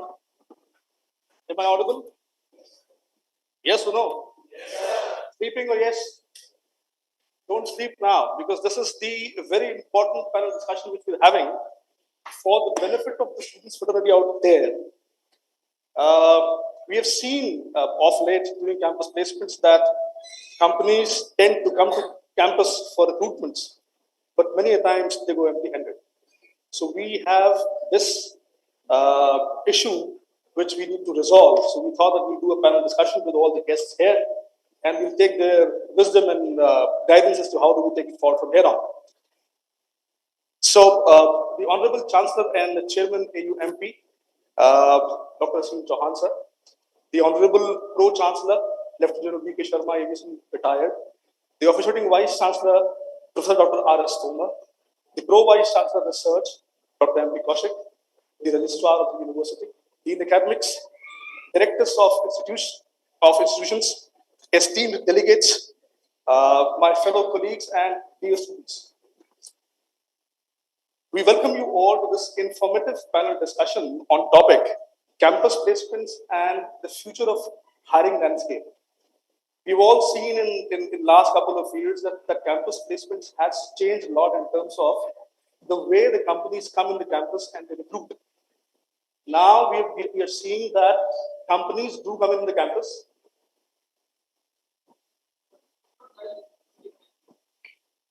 Is it now fine?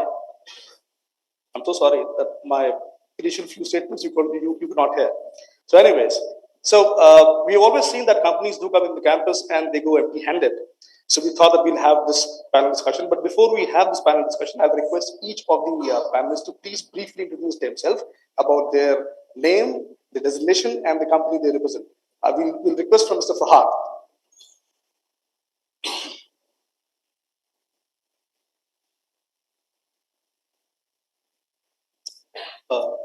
Can anyone help with the mic?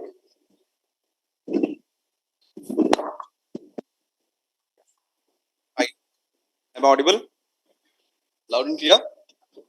Very good afternoon. So my name is Fahad.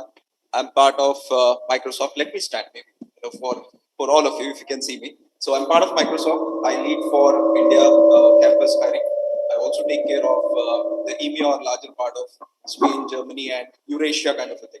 So that's about me. I have experience of around 12 years in industry and happy to be here. Thank you for the invitation and looking forward to interact with you as well. Thank you. Thanks, Bob. The legacy continues when I need to stand. Okay, hi everyone. Hello. So my name is Jashan. I work with a company called ZS. It's an American company. We call it as ZS. Around 10,000 people in India, globally 15,000. And we are more into AI, data science, and analytics. So I head the global talent sourcing, talent intelligence, and talent attraction function. So I worked in US, Europe, South America, East Asia, and of course, India. So around 20 years experience in the industry. I was in Capgemini prior to this, and looking forward to engage with you all. Thank you. You can keep on sitting and please keep on sitting and use. Namaskar, sabhi ko Ashish Banka ka sadar namaskar. I'm Ashish Banka. I head people function for Cradlewise. We are a tech product company manufacturing a patented baby cradle sold in only US. Manufacturing happening in Pune and GCC in Bangalore.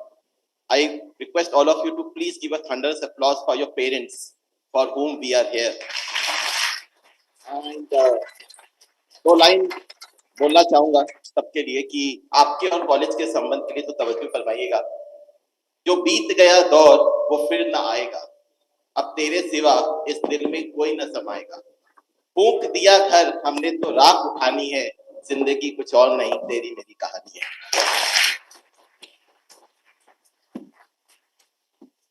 Good afternoon. Thank you, Ashish. My name is Prabhanjan Kumar Prasoon. People call me Prasoon. And I head talent acquisition for Soprasteria. Soprasteria, it's a French MNC. It's an IT company. We are primarily into services, IT services, and product and consulting. Globally, we are around 60,000 people. And in India, we also have around 7,000. We have some association with Amity University and looking forward to some great association in the future as well. All the best to all of you. Thank you. Hi, good afternoon, everyone. This is Nupur, and I'm glad to be here to meet all of you. And I have a decade of experience both into campus and lateral hiring. And right now I'm working with Genpact. Thank you. Good afternoon. I'm Srivatsa. I have close to about 31 years now of talent acquisition experience. I probably started when the IT industry took a boom way back in 1993, currently with Thrive Digital. We are a GCC of Highmark Health.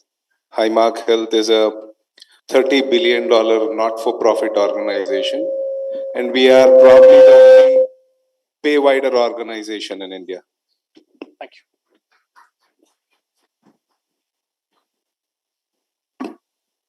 Hi, good afternoon, everyone. My name is Manav Prasad. So their companies have got huge number of employees. So my company is a small startup that I've started around 3.5 years back after an experience of around 20 years or so. So the name of my company is GoCloud Software Solutions. And I have got a close association with your campus, and I'm very happy to be glad to be here. So all the best to you, all of you.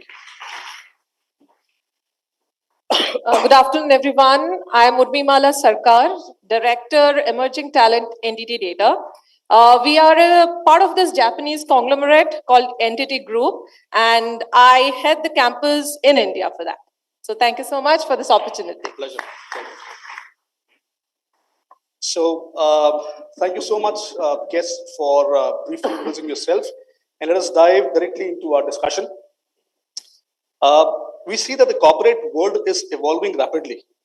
And we're also seeing that the corporate fraternities are demanding unique technical skill sets from the students' fraternity when they come to campus for recruitments.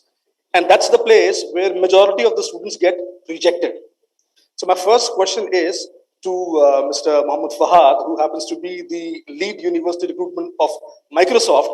And Microsoft, as such, is a dream company offering a package of 50 lakhs, 50 LPA plus. So my first question is to you, Mr. Fahad, that what are the most technical skill gaps, most common technical skill gaps which you see when you recruit a student? And as a university, how can we bridge in those skill gaps? Well, sir, I hope I'm still audible. Yeah, perfect. We all keep talking about industry revolution. A bit louder? This is good? Perfect. So we keep talking about industry revolution. We've spoken about maybe, decade back, we heard about AI, and maybe, now it's something which is booming. Maybe last 2 years, we have been rapidly talking about this change in expectation from the industry side, right? And I would say this changes have happened every 2 years. The company's expectation do change. What has happened, or where's the gap? I guess few of my fellow mates also did speak about the gap, right?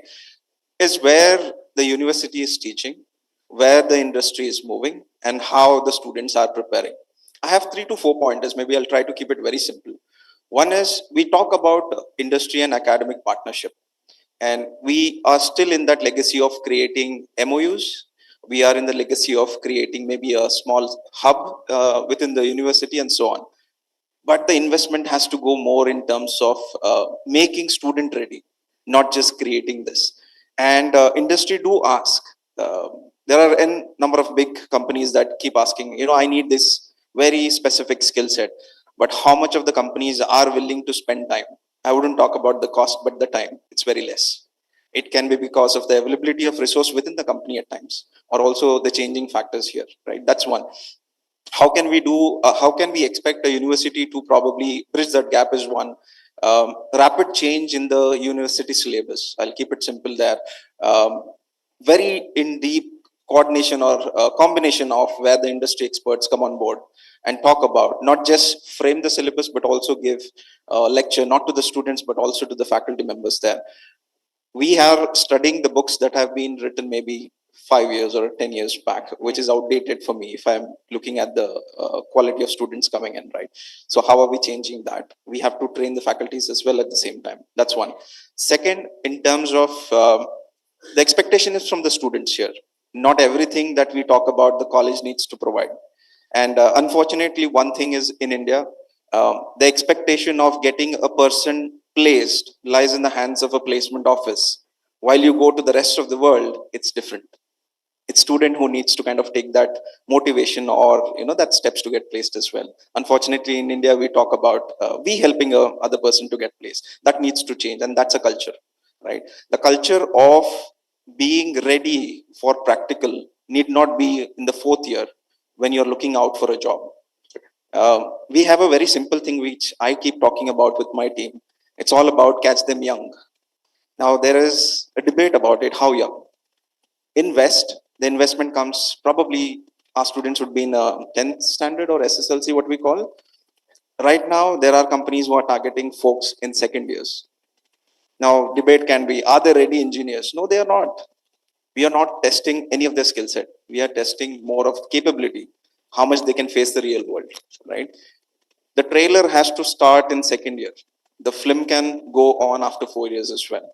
So that's the second point. And the last, probably, it's all about the soft skills. And I'm not going to talk about the English here.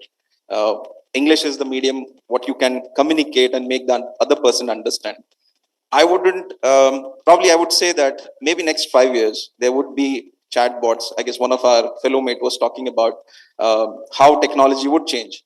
You might have a chatbot talking with you in your maybe mother tongue and try to understand what you're talking to the recruiter or the interview panel. I wouldn't say that this is not going to happen. This is going to happen, right? That's where the technology is heading.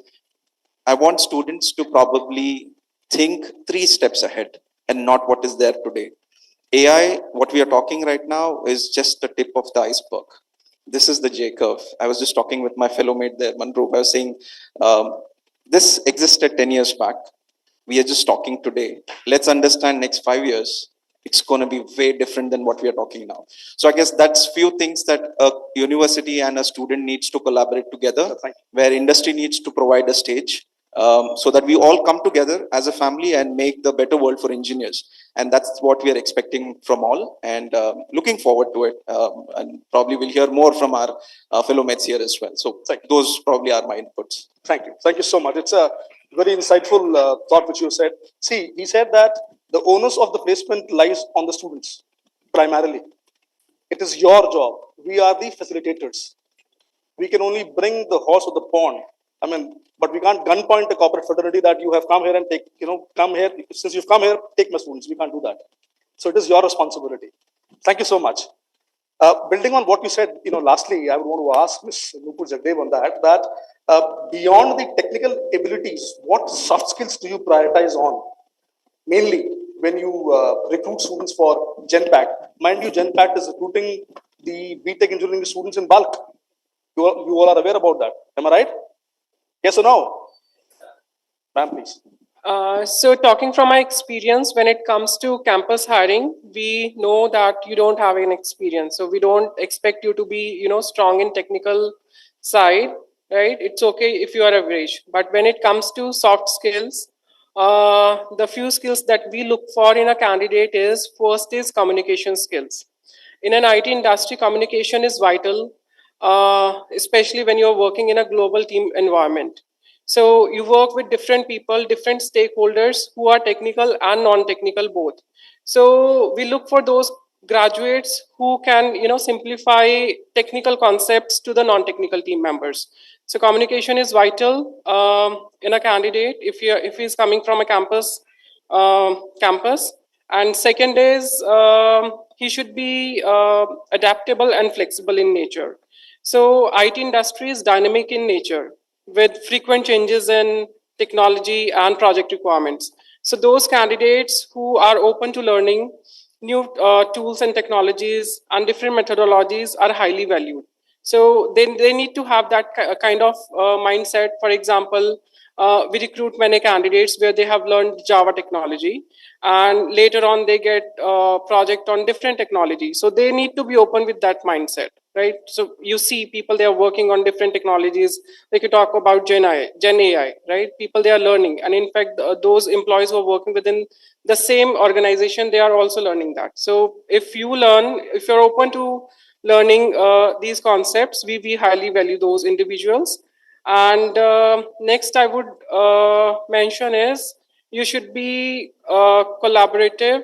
You should know how to work in a team, and you should be collaborative in nature. So in an IT industry, you work with different teams across different geographies, with different cross-functional teams. So it is important for you to collaborate with your team members effectively, so that give respect to diverse opinions and collaborate to teams success. And last that I would like to mention is the growth mindset. Candidates who demonstrate growth mindset, especially a willingness to learn, take upon challenges and learn from mistakes and improve continuously. So in an IT industry, if a candidate is having that kind of mindset, it will definitely contribute to their long-term success. So these 4 skills, I would say, that are more important in terms of soft skill side that we look for in a candidate. Thank you so much. Thank you so much for this insightful information. One critical aspect of candidates evaluation in today's competitive job market is the value of industry recognized certifications, which one of our guests also mentioned. So these certifications often serve as the benchmark of specific skills and knowledge areas. So with that in mind, I would want to ask Ms. Urmimala Sarkar, who happens to be the Director Emerging Talents from Entity Data, that how important are these certifications, ma'am, when you evaluate the candidates, number one? And are there any specific certifications that you would recommend our students to have with them when they sit for their final placements? Right. So I'll build up on what Sushant said, because he did touch upon the point certification. Question, how important? They do play a very important role. But the question is, will this certification give you the job that you want or give you the dream job that you're looking for? I believe my friends all will agree here, no, it doesn't.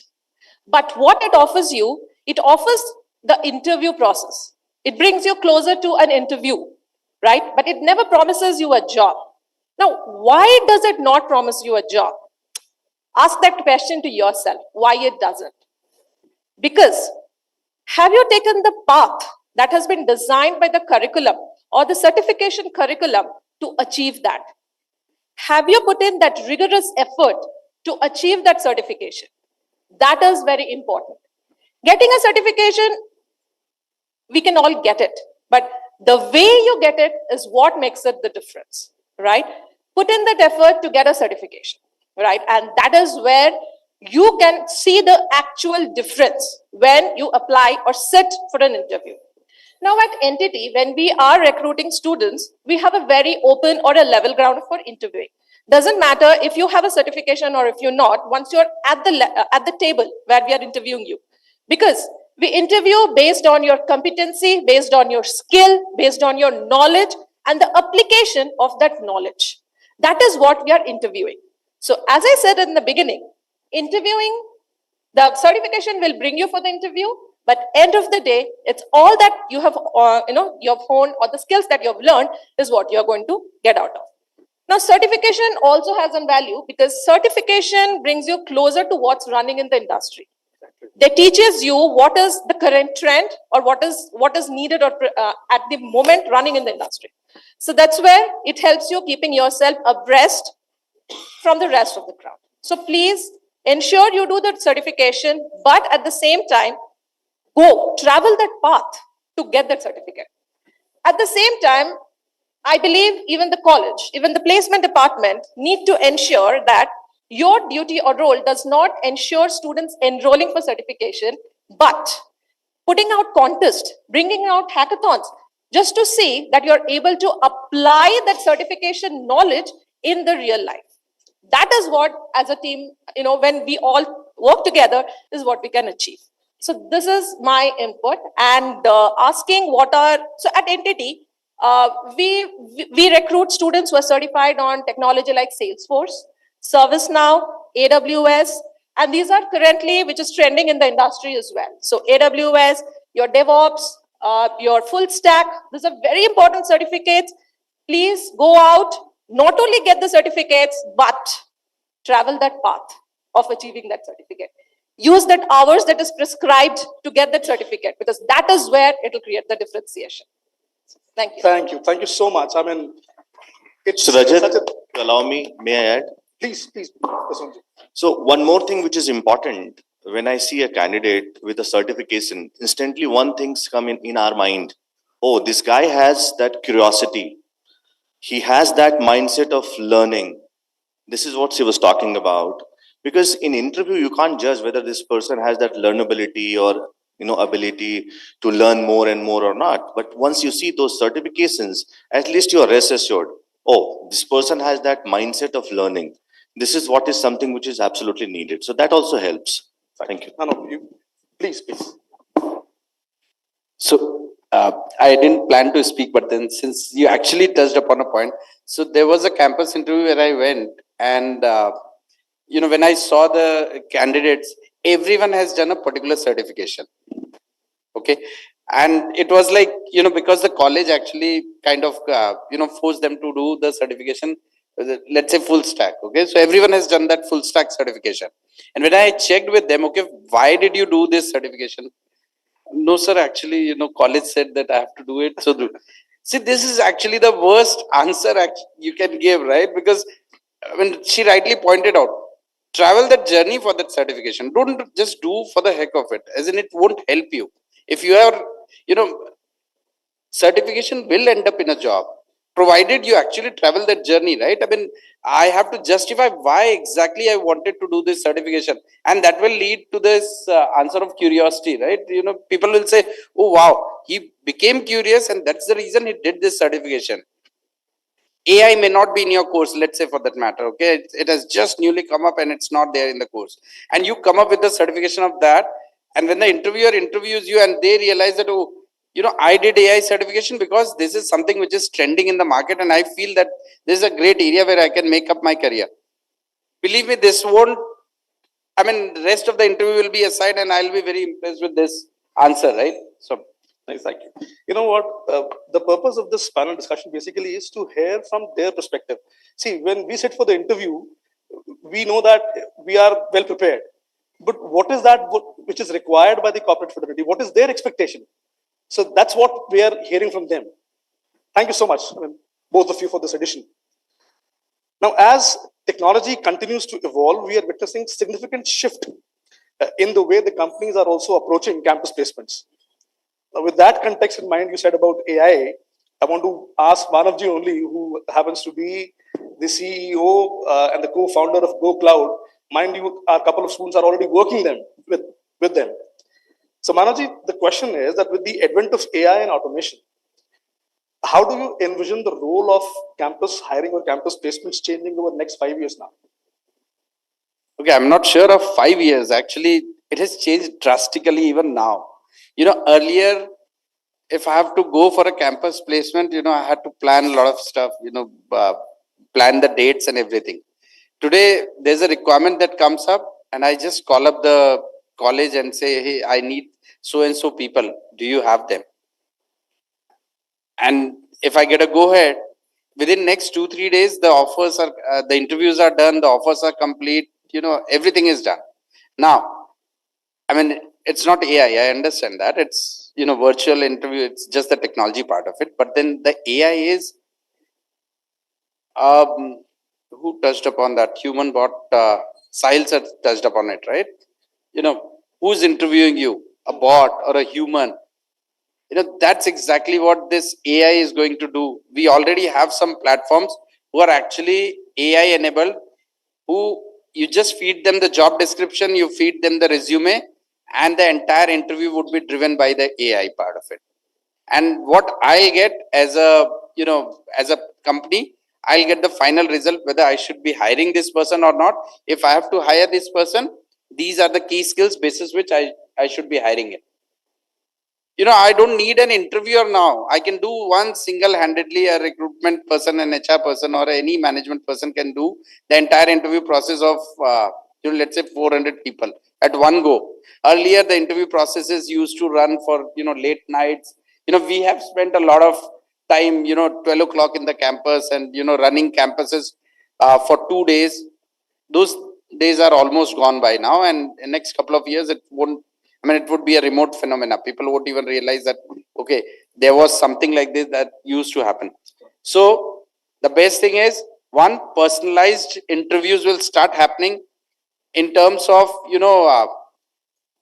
and that too, looking at the exact projects that you have been doing, right? So let's say if I'm an HR person, if I don't understand what exactly was the project that you have done, my AI understands it fully. And then you may or may not be able to fool the AI part of it, right? So personalized interviews in very less time. So I can have, 10, 50, 100 interviews at one go. So we start the interview process morning 9 o'clock, maybe by lunch or maybe by high tea, we are done with the entire interview process of the whole batch. That is something that AI is going to do. And what also AI will do is remove biasness completely. Whether it's on your positive side or negative side, that is something that you have to decide how influential you are, right? So that can be one. AI driven assessments we have spoken about, whether it's written assessments or, verbal interview assessments, that's going to be there. There's one very important aspect that has come into picture because of AI, which is the data driven decisions. Whenever you chat GPT or whenever you Google it, you'll get this one pointer everywhere that, okay, now companies are making very data driven decisions, which is right. We do that. Why can't you do the same thing on your side? And that is what was touched upon in one of the previous key talks, that, okay, fine, let me actually also do a bit of homework before sitting into the interview process of this particular company and understand, okay, fine, what kind of, results that this interview process of this particular company comes out.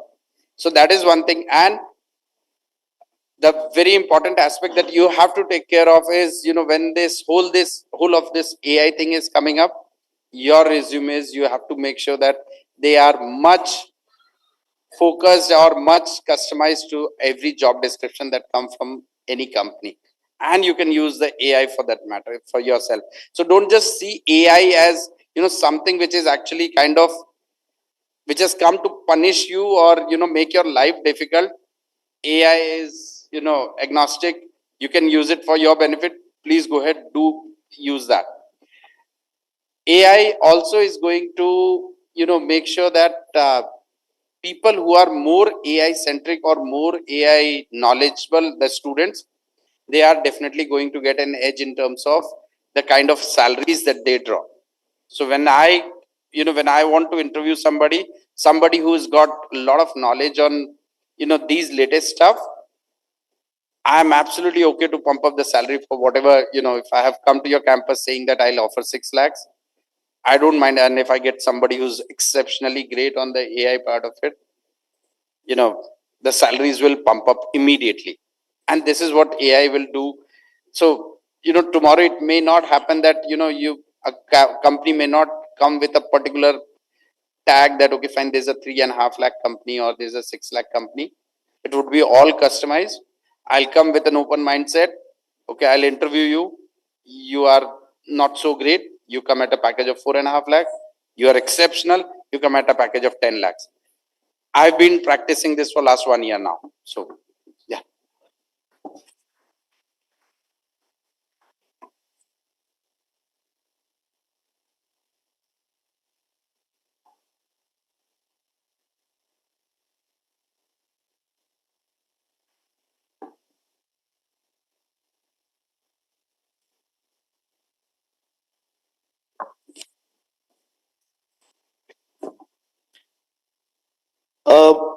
how many of you sitting here are going to appear for your, who are going to graduate in 2025?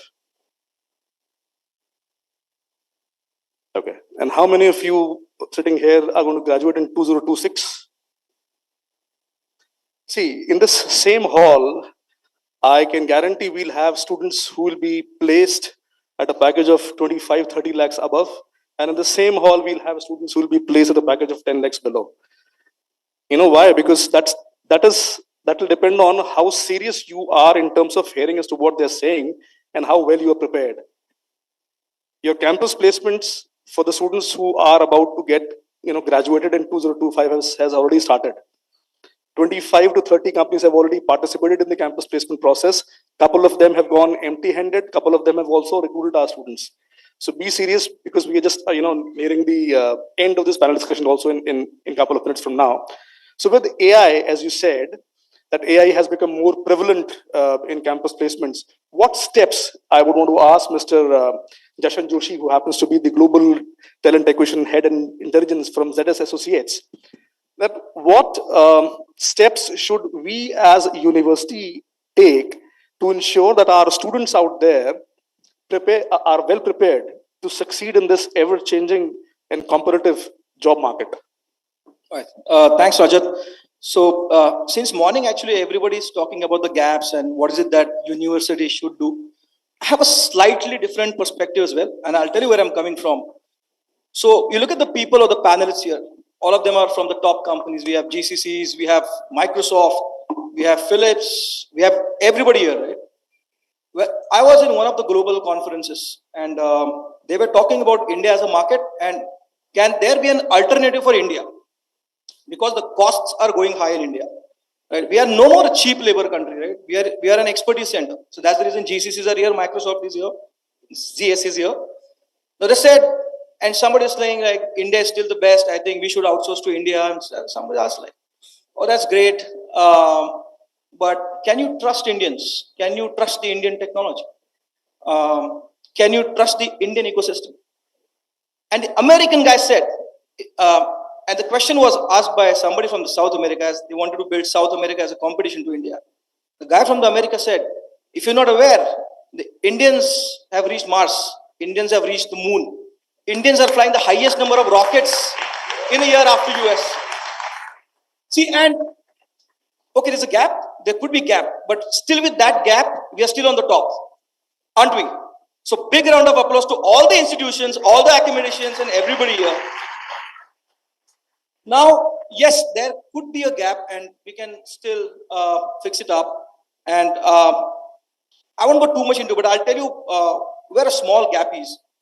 You guys could be better experts at AI than most of the people sitting here. AI is a new concept, right? And we heavily work in AI, we heavily work in Gen AI, classic AI, everything. Now, we interview a lot of people. The first thing I would tell you is embrace the technology. Use Gen AI. People might question you, but you will lose your creativity. Don't bother. Use Gen AI. But you should know the limitations as well. The things you could do with AI, Gen AI, and things you can't. Example, everybody knows Shashi Tharoor, speaks really well. We might not be as good as Shashi Tharoor, but we can still become Shashi Tharoor by using ChatGPT once we start writing. But I was reading, and the Tansen is from Gwalior, right? Tansen. Can you become Tansen by using Gen AI or AI? You cannot. So you should know the limitations. What are things you can do? What are things you cannot? Now, I think Mr. Rao was there and he talked about Philips. And I'll tell you where the gap is. You guys will be experts in AI. And when we interview a lot of people, we do interview a lot of people across India, across the globe. You will talk about AI, but nobody talked about Philips healthcare, right? So you should talk about AI in healthcare. What is the implication of artificial intelligence or Gen AI in healthcare? So first, the institutions can bring in the AI literacy. You should have AI as a topic in curriculum, not just AI, not just classic AI or NLP or LLM, even Gen AI. And then probably during the last year or the last semester, you need to, I think Sushant was talking, you need to set your goal. If you're going for Microsoft, you should know the implication of AI in high tech. If you're going for Philips, AI in healthcare. If you're going for ZS, AI in consulting, AI in GCC, and so on and so forth. So that's how you will feel an edge over others. That's my view. Thank you. Thank you. Thank you so very much. Please.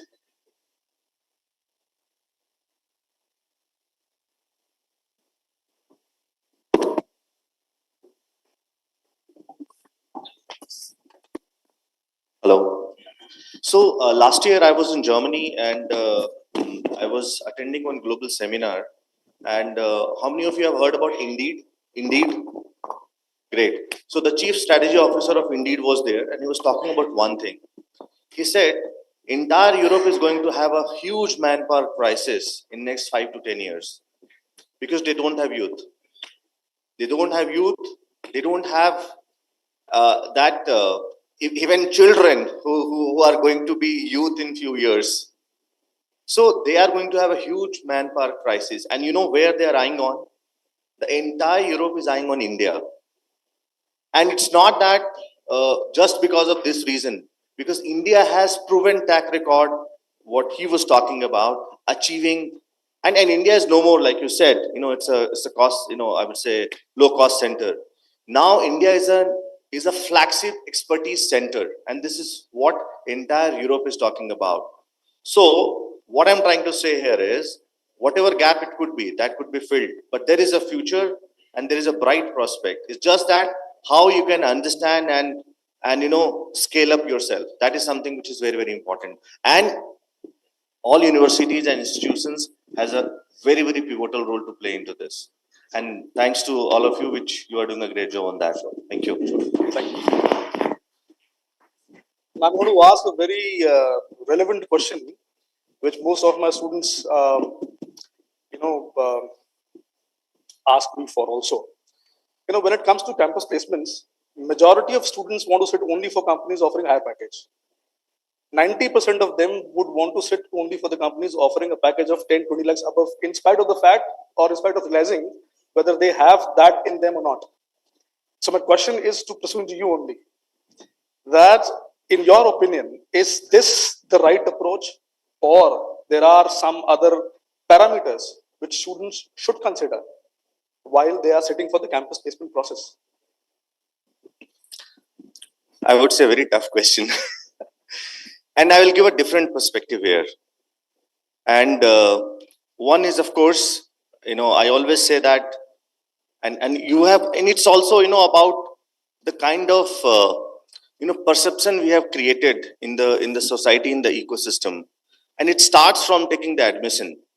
You go to Noida, you go to NCR, you see big hoardings from different universities, 1 CR, 75 lakhs. Are we focusing only on these CTCs, or we are focusing on quality of education? What is our primary focus? That's a question we should ask to ourselves. You go to any parent, and I'm sure all of the students who are sitting here, and a lot of parents also come to me for guidance, and they ask, Sir, kahan admission lena hai? Yahan X mein ho raha hai, Y mein ho raha hai, Z mein ho raha hai. Sabse zyada placement kahan pe ho raha hai? And today, I think that mindset has to be changed.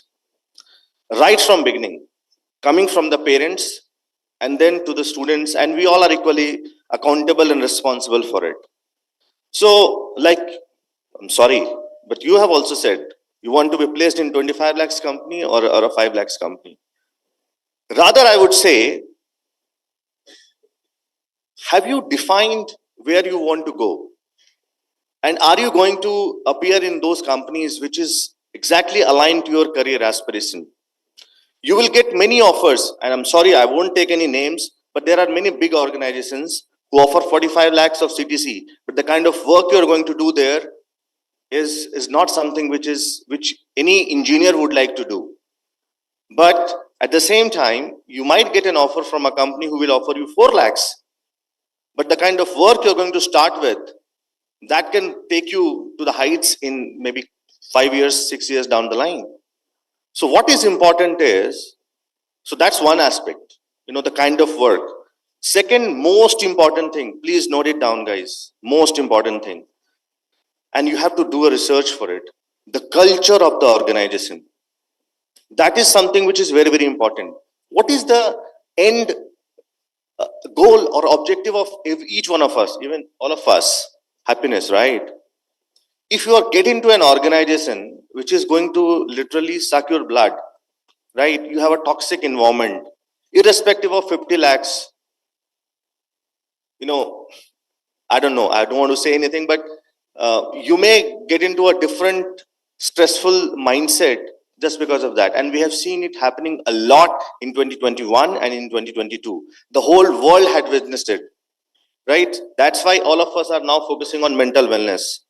So the culture, and you also have to see whether this organization is going to give you a good growth. What is, how the companies had been, are they focusing on, developing people inside, collective growth, collective learning, all those stuff. I think these things are extremely important.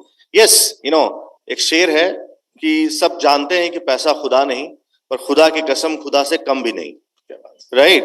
So money is important. I'm not saying if you are getting money from a, let's say if you're getting 40 lakhs or 50 lakhs or 25 lakhs with all these things, why not? Who doesn't like money? Me too, right? So that's very important. So please focus on one, do some research about the organization, how the culture of that organization had been, and of course the kind of work,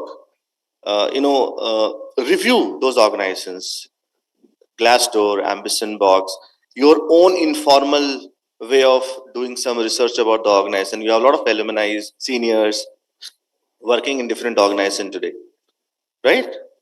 Thank you. Very well articulated. Thank you so much. Yeah, please. I hope I'm audible this time. Very rightly said, right? So it's not about the compensation that the student needs to aspire for.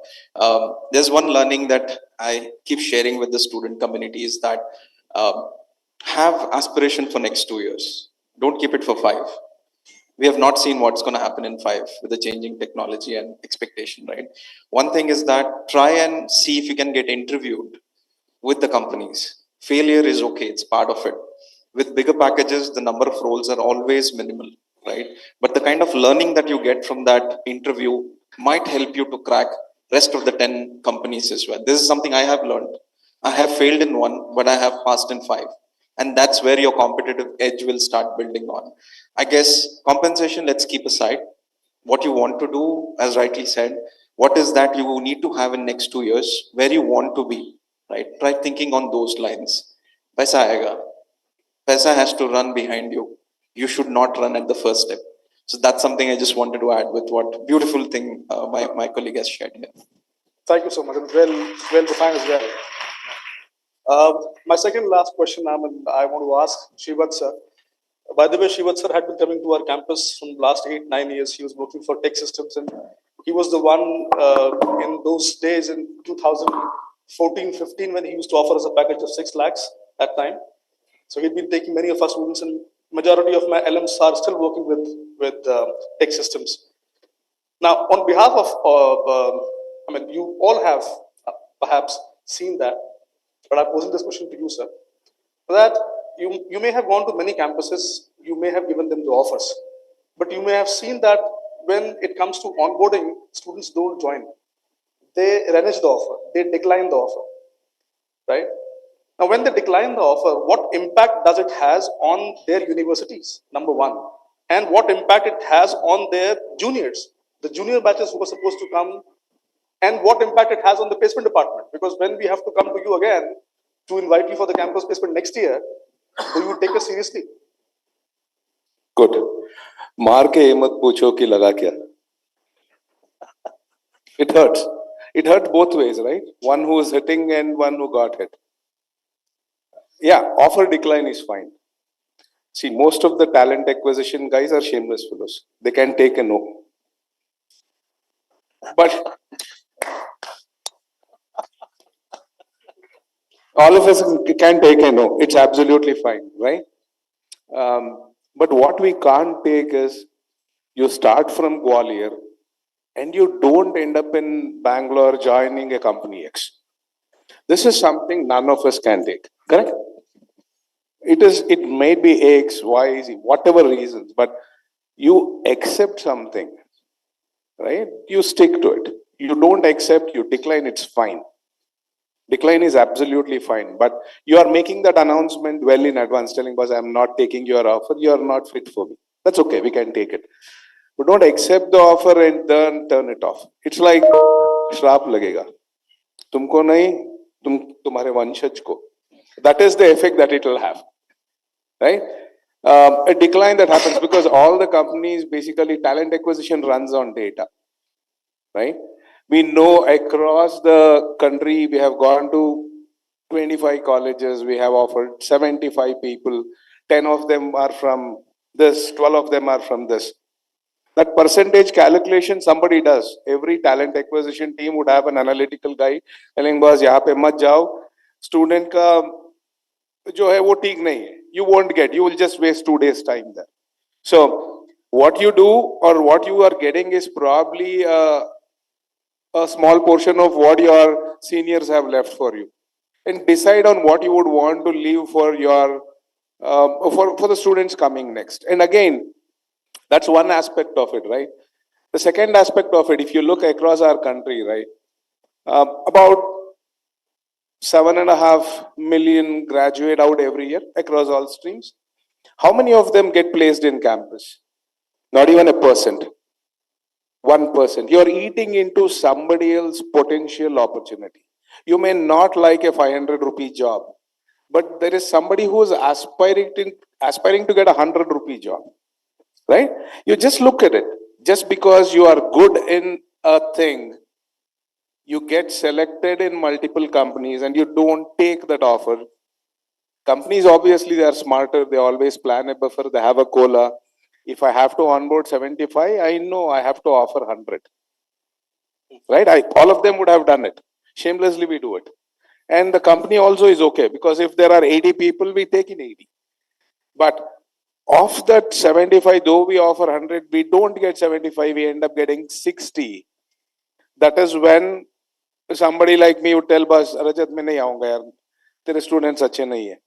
They don't keep up their word. So it's a twin-edged sword, right? One, you are eating into somebody who may deserve the job. If you have decided that you would want to study further, you are aiming for ABC, you want to go through the process, go through the process. But don't take the offer and then don't join. It's fine to decline, but don't do the later one. Yeah. Thank you. I'll just add on what Sir said. That see, when we sit for the campus placements, I was discussing with the Honorable Pro Chancellor Sir, a couple of days back. When we sit for the campus placements, all of you, please make a conscious call before sitting. That's why you are allowed to see the or you are being invited for the pre-placement talk. In the pre-placement talk, hear from them as to what is their expectation, what is the KRA, what is the role. Now, after I'll say accepting all, then you sit for the process, and then the companies invest in you. They take you through the various processes. You get selected. After that, when you decline, that's bad. You are eating up, somebody else's job. Somebody else would have got that job. So, Mr. Rajat, if you just to add, Prasun, just to add, recently I did hire from one of the most premium colleges in India. They have a clause with the students telling you accept an offer and you don't join, you will not be eligible to carry my logo on your profile. You join the company and you quit within 6 months, you will not be able to carry my college logo on your profile. This is on their terms with the students. So colleges are getting smarter. I don't know how much you can apply it here. That's a smaller, more elite crowd that they do because they charge for placements. If you are hiring somebody from there, you have to pay up whatever you pay a consultant. And students actually know what they would want there. But to bring it to a larger mass, it takes more time, but sensitization helps. Yeah, no, I just want to put an entirely different perspective. Especially from an IT industry, since I'm coming from that. A lot of students tell me on this topic, sir, companies are also deferring our joining. They are also cancelling our offers. So what's wrong if I am not accepting their, offer, right? There is a difference, my dear friends. Let me tell you what is the difference. See, none of the organization wants to cancel or assign any offer.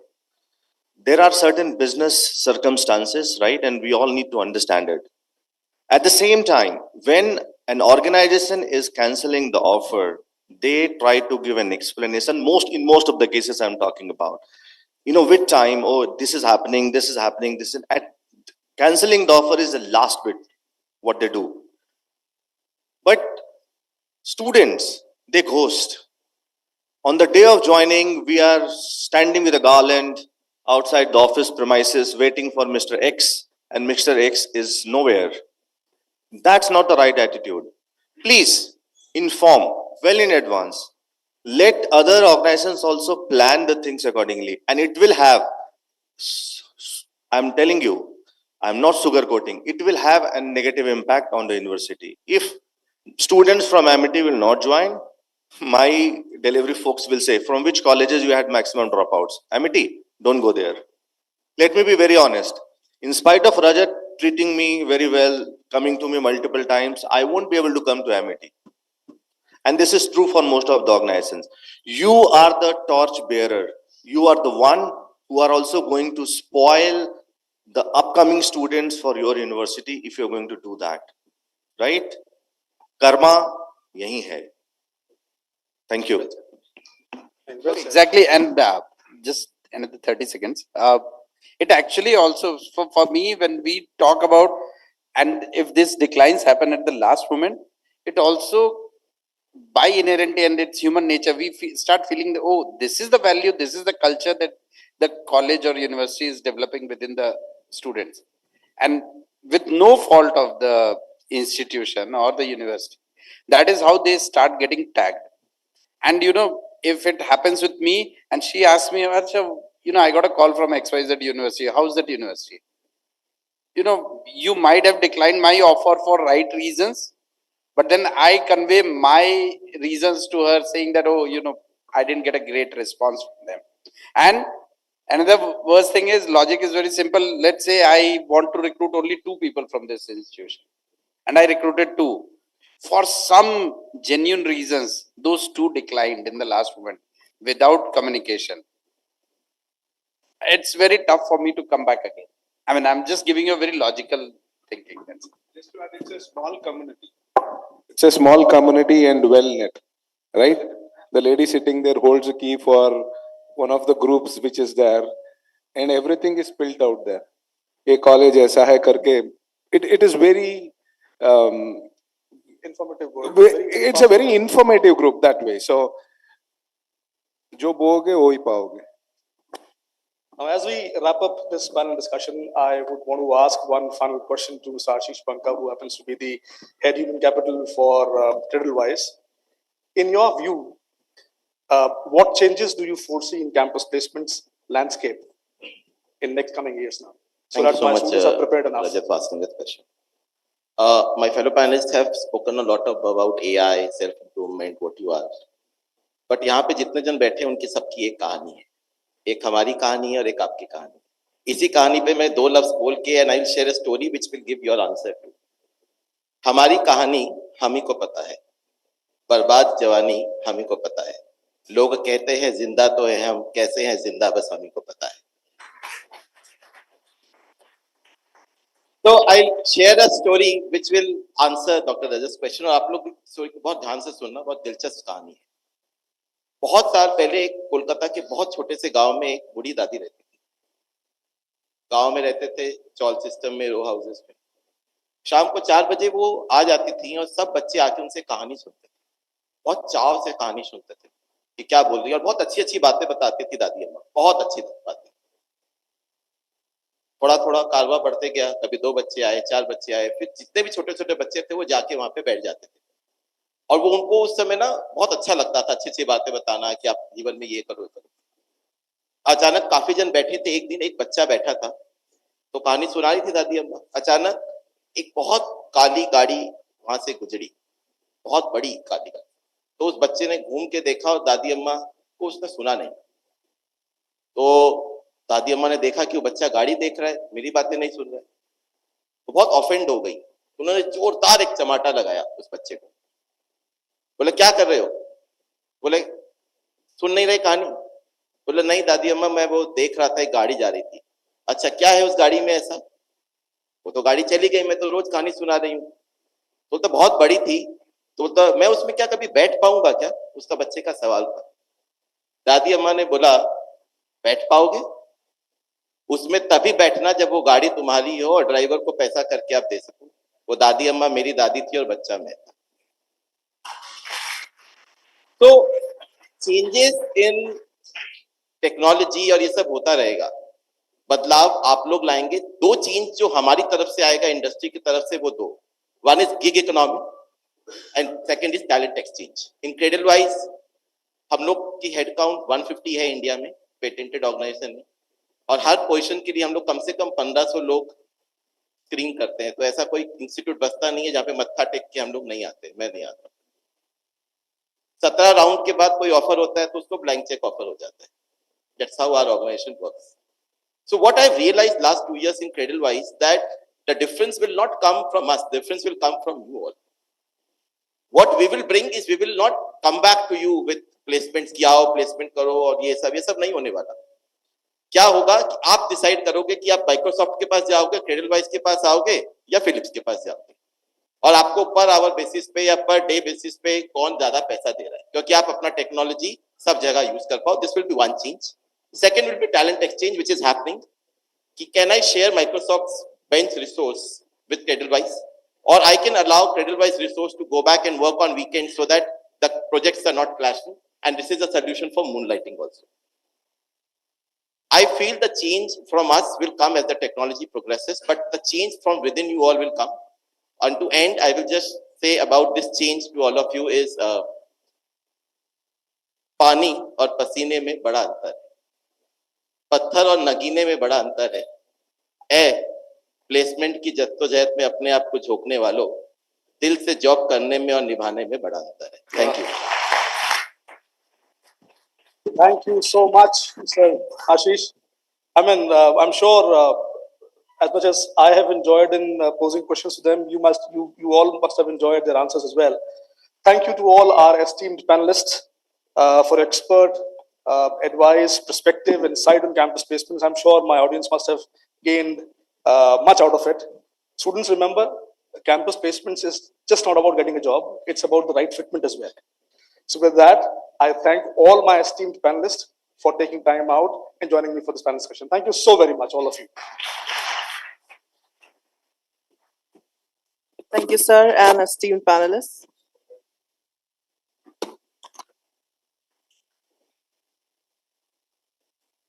With no further ado, we start with our next discussion session between the directors of different industries. The session will be moderated by Mr. Saurabh Shah, Head of People Ops, Crafton. We request sir to kindly ascend the dais. Sir, please. As panelists, we have with us Mr. Prabhanjan Prasoon, Head Talent Acquisition, Soprasteria India. Mr. Manav Prasad, CEO and co-founder, Go Cloud Software. Ms. Urmimala Sarkar, Director Emerging Talent, NTT Data.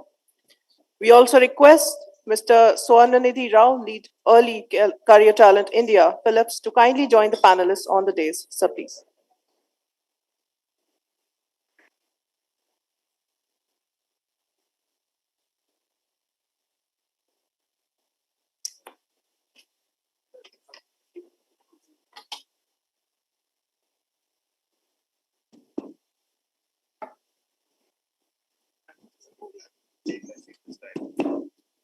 Yeah, but we'll just make it a little, थोड़ा fast में आ जाओ,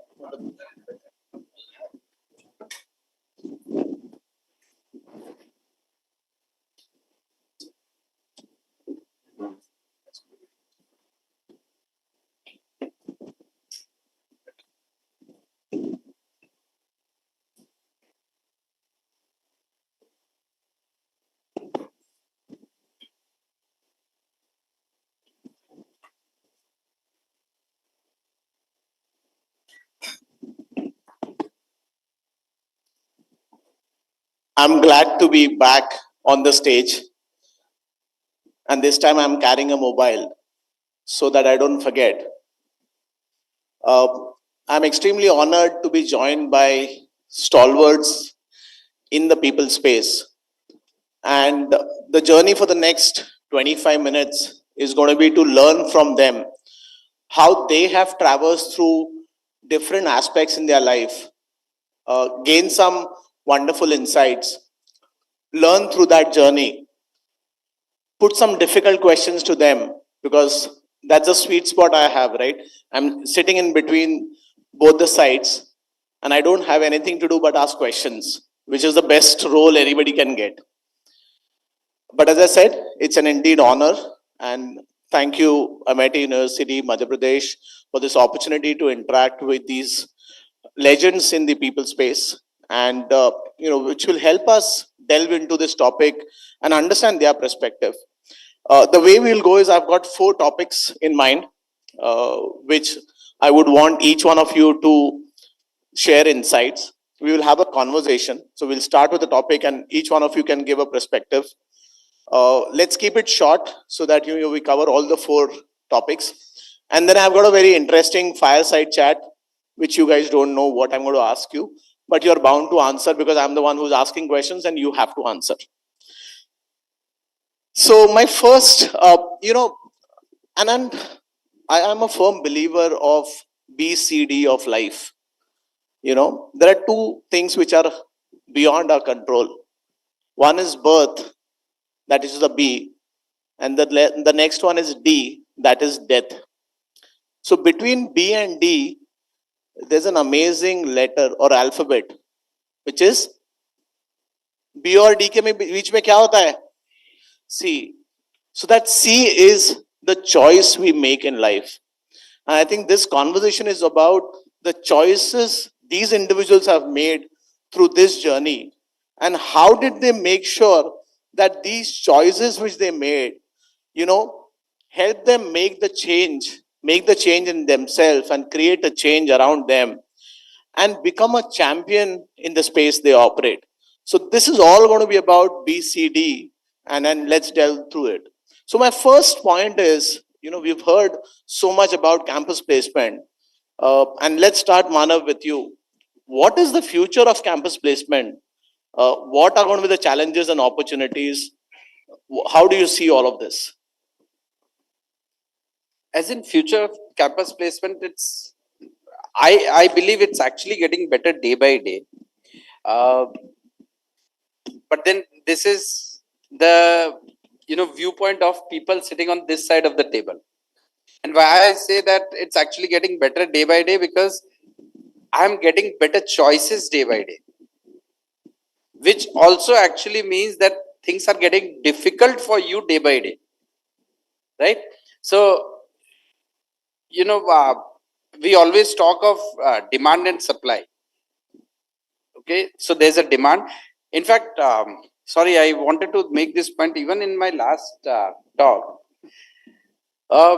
You have heard a lot about the recession and people laying off and everything, and that actually is topped up with the AI thing coming up into picture.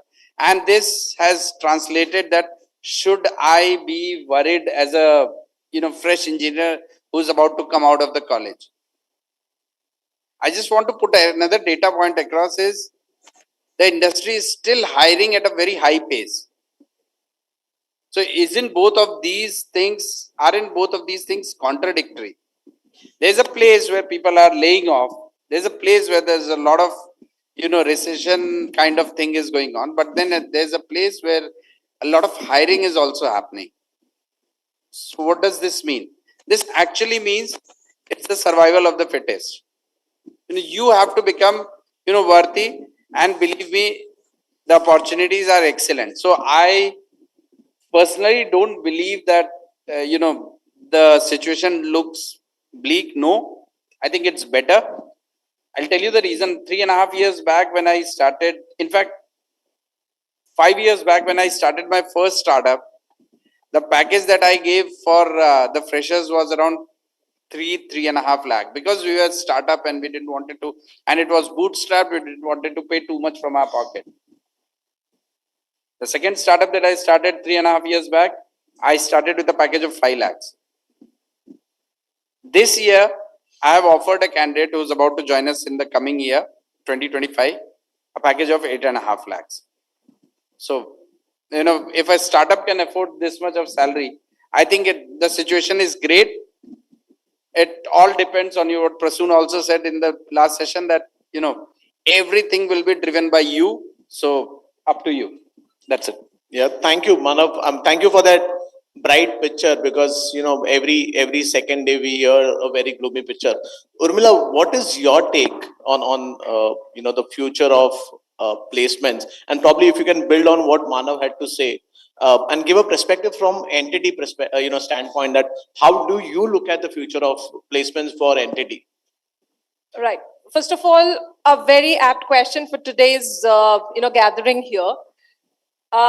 You know, I would like to say here, 17 years back, when I was sitting on the other side of the table, just among one of you sitting there, I did not have this opportunity to listen to these stalwarts in the industry. The opportunity today is tremendous, but then this is bringing in enough competition. The competition is huge. So that becomes a very big challenge for all of you to be there in the race and be there in that competition. Now, for entity to identify the right talent, meeting our requirement, our demand, is a sweet and is a very nice challenge or a problem for us. We enjoy that. The reason being, we get to see such great or young minds. We try to sit, understand what they're thinking, and try to pick the best. But then that's a challenge that we want to take it up. That's a problem that we want to have, because you bring us competition, we want to take the best, because that's, I think everybody, all of us, that is what we are. But then what you have today is the power of knowledge or the information at your fingertips.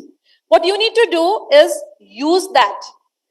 Use it to your good, to your benefit, because what you have today, your neighbor in another state, your friend in another faraway region is also having the same information.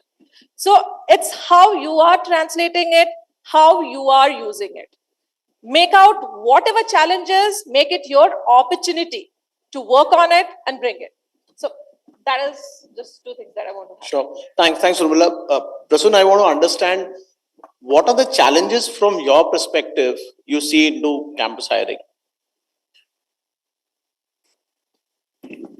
Hello. Yeah, it's working. So, trust me, Saurav, I don't see any major challenge. Let me be very honest with you. Challenge from a demand perspective, I don't see a challenge. 2025 is better than 2024. 6 is going to be far better. I'm talking more from an IT industry perspective, right? Globally. So future is bright, for sure. From a demand perspective. Now I could see a challenge from supply perspective. And that's what, in fact, Sahil was talking about, finding a needle, right? I'm still finding a needle. I'm still hiring from 2024 batch. I'm not able to get the right talent. The passing percentage of my assessment is just 6%. 100 students sit for the assessment, only 6 clear, right? So I could see challenge from that perspective. So are you going to become that needle? You have to, which Sahil was talking about, you have to think about. So it's important to understand now, demand is there, you have to become one of the suppliers. Simple. Very interesting. Essen, probably your perspective of how should we manage this challenge which Prasoon has. What should I do so that, you know, I fit that 6%? Probably if you could give it in like 1 or 2 minutes. Yeah, sure. Let me just add to the challenge a little bit. He spoke about people not clearing the threshold when he talked about the functional testings.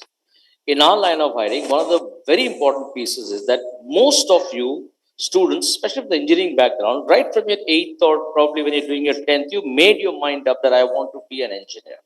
So you go for your coaching. So functional test, you name the companies. be it a higher pro or a metal or an AMCAT, you pros clear it. So we realize that if you want to hire a good talent, one of the things that comes along with the talent is the right behaviors. So we do an assessment which is towards the behavior. And you know what? When we do that, while somehow we get people that clear the functional test, diametrically opposite to what you said, right? To us, what's happening is people are not being able to clear the cognitive abilities. Because you can be a smart coder. You can be an excellent coder. You can write the best of the code with the best strings possible. But we need a good mind that can think beyond the codes and algorithms. We need somebody who there's a human being behind that writes. How is the human element coming to that?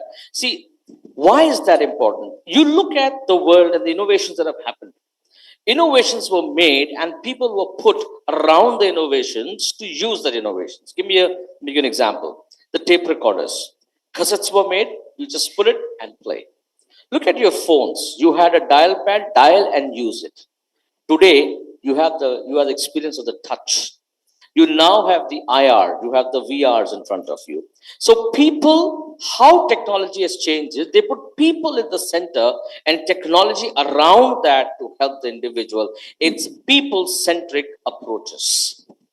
And that's why we know that you have to write a code, you have to do brilliant things in organizations, but there is a human being. How do you figure out where to write? Why is that important? Because I don't know if you've ever done this, but do this, pick up a carpet. You pick a carpet up and the front looks a beautiful design, but look at behind that and you will see it's an ugly view, threads running from top to bottom, up to down, here to there, left to right and everywhere around. And that madness, that, there is a method to that madness, so to speak, creates a beautiful picture. If you want to be that individual that's going to make the difference, the needle, look at the totality of you as an individual, which is the holistic individual, not just the technology skills, but also bring in the human element, the person behind the technology. You will be the needle. Thank you, SN. Let the mic be with you. Can you give us 2 tips? How do we traverse this journey? Only 2 very crisp tips, and I'm going to ask that person to you as well, because challenges to baat kar liye, solve kaise karna, we have to also give them as mentors, right? So briefly, if you could touch upon that. I think bring back the human side of you. Look at how many hours you're spending on the screen and not going out to meet an individual or a friend. If you start breathing to become another human being and value friendship, relationships, technology has brought us closer, but people have gone further. I can give you an example. You go to a birthday, yeah? What do you do? The cake is in front of you. What do you do? 3 P's. And Sushant spoke about so many P's and all that. So what are 3 P's that you do? You first of all, you pose, and then you pout, and then you post. And the poor birthday jiska hai, wo baitha hua hai samne ki cake kategi.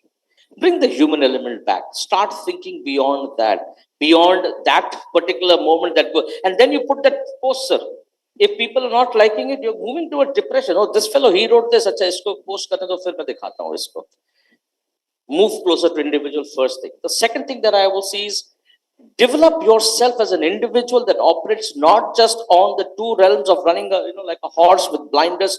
Build on your communication ability, go out, build network, meet people. How many of you, apart from LinkedIn, how else do you connect with people? Forget the Instas. That's waste of time on the reels. Truly, I'll tell you.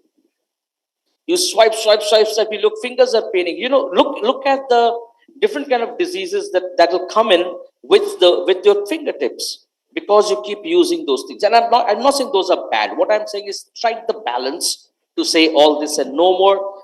Build on your technology skills, build on your human skills as well. Behavior is very, very important. Well, thank you, SN. And, my simple funda on that, the digital piece is, what is your ROI is something which you should look at. Do I have a return coming in on the investment I'm making in terms of time, effort, money? If you have the answer, then you should invest your time. If you don't have the answer, move on and do something more productive. Prasoon, I come to you on that. Yeah, so I talked about the problem and challenge, right? So the solution, what I feel is, and again, we are not assessing on technology. No, it's all about aptitude and people are not able to clear. So I will suggest focus on your logical thinking, logical ability. How to do that? There are multiple ways, and definitely I can't tell you right now. You can find out different ways. Focus on that. Simple, logical ability. Technology skill, even if you are talented in coding on Java, it doesn't matter because tomorrow maybe Java will not be there, something else would be there. But are you having that logical ability to shift from Java to X to Y to Z? That is important. So logical ability, number one. Number two, that is most important. I would say 75% is number two. And you know what is that? Mindfulness. You said Bhagodhyanam, right? That's what? Concentration. You know why people fail in aptitude test? It's not that they are not talented. You know, people from, I'm telling you, people from IIT, Triple IT and NITs, they have also failed my test, right?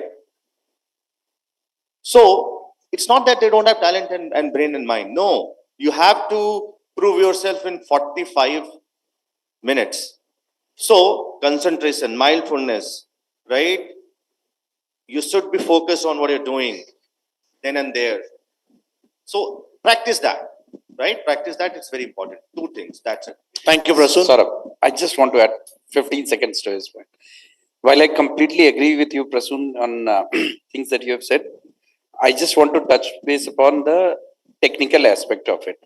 See, there are many companies, including mine, who definitely look at your technical skills as well. So for that matter, you know, when I assess people, I definitely look at their programming capabilities. And I may be actually wrong. You're right. You know, we should only look at logical skills. But when I have a huge supply, where only Sachin Tendulkars, I have the opportunity to have a offer only Sachin Tendulkars, then why would I settle for the less part of it? So if I can get an excellent guy who's great in logic, who's great in communication, and also good in the programming languages that he or she has learned during the course, why wouldn't I settle for that person rather than settling for them, the others? Very quickly, it's important to discuss. So my understanding is, if you are an engineer in CS or IT, programming should be a cakewalk for you. Exactly. That's the basics. That is there. No compromise on that. No, and you know, but you know, the obvious is always missed. In my experience, whatever we feel is obvious, you know, or what we taken for granted, people miss on that basic hygiene, and that is where the challenge comes. Urmila, you know, what are the keys? You know, they spoke about preparation, you know, tests, etc. What are the ways to impress a recruiter in the 10 minutes? You know, and then they say, right, that 30 seconds, 70 seconds, I don't know what are seconds they say. But what are those tips, 3 tips, 4 tips you want to talk about? You know, how can students come and impress you when you're a recruiter in the time they have in hand? So the recruiters use something called the elevator pitch, just the way sales people do. Prepare your elevator pitch. So when you go, you have 15 minutes or sometimes 20 to 30 minutes. Your first impression is going to be very important. Have a speech ready wherein you put your highlights out there to the recruiter. Something that is not mentioned in your resume. Because the recruiter has already gone through your resume, is already aware what's there. What else do you bring out on the table? Right? So that's very important. Second, in that first few seconds that you speak to the recruiter, bring out or give an idea about your soft skill. You know, because today all of us talk about skill-based hiring, all of us talk about the hard skill and the soft skill. How do you bring out soft skill? I am a good team player. How are you a good team player? I speak really well. How do you speak really well? I am flexible. You give me a job anywhere across India, I'm going to travel there. But tell it out, bring it out, show it to them, prepare. Practice, prepare, and that's what you can impress a recruiter. We're all here to listen because as a good recruiter, we are good listeners. We will listen because you're there, it's your 30 minutes and you're going to rule there. So prepare for that. So that's very important. Practice, be motivated, have a good body language. That's it. That's your day. Thank you, Urmila, for those realistic tips. Manav, last question to you, because you're a little different than the rest of us. You know, lot of us have this in mind कि यार कुछ तो अपना करना है, कुछ तो खुद का करना है, कितने दिन किसी और के लिए मैं जॉब करूंगा, खुद के लिए कुछ करना है. You actually traverse that path. डर नहीं लगा? Sorry? डर नहीं लगा?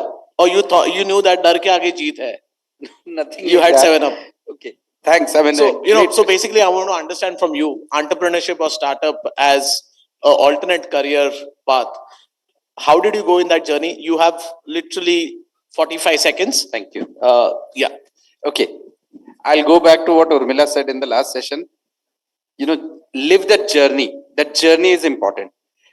Entrepreneurship is not different. Okay. If you want to become someone like, you know, and running your own company, it's not different. But have that experience, you know, when you actually, you are in a job. See, the skills are also not very different. They might not have told, but any recruiter who comes to, I've got around 20 years of experience as a recruiter. You know, any recruiter, when the person goes to a college campus, they look out for some of the very key skills, something called as ownership, you know, reliability.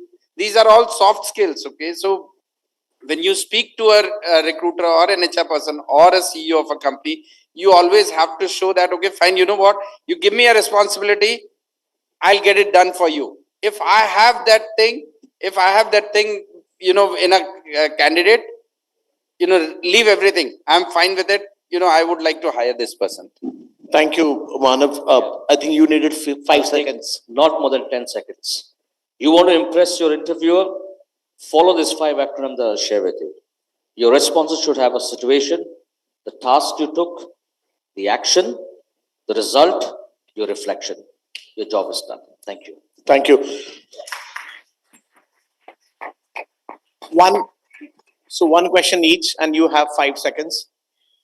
What is that one quality every leader should possess? One quality every leader should possess. Lead by example, otherwise you're simply taking a talk, you're taking a walk. Leadership means people should follow you. I'm sorry, 5 seconds only, guys. What's your personal mantra for success, Prasun? Compassion.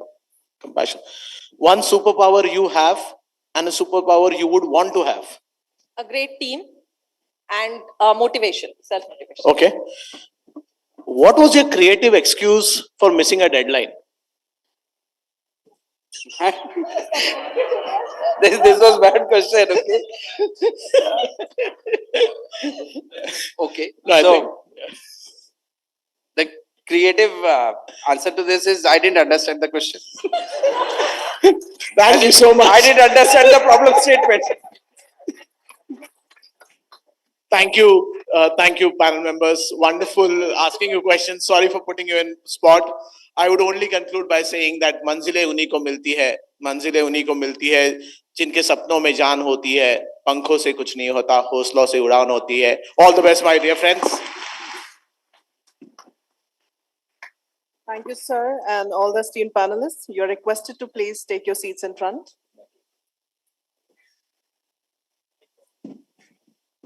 Great job.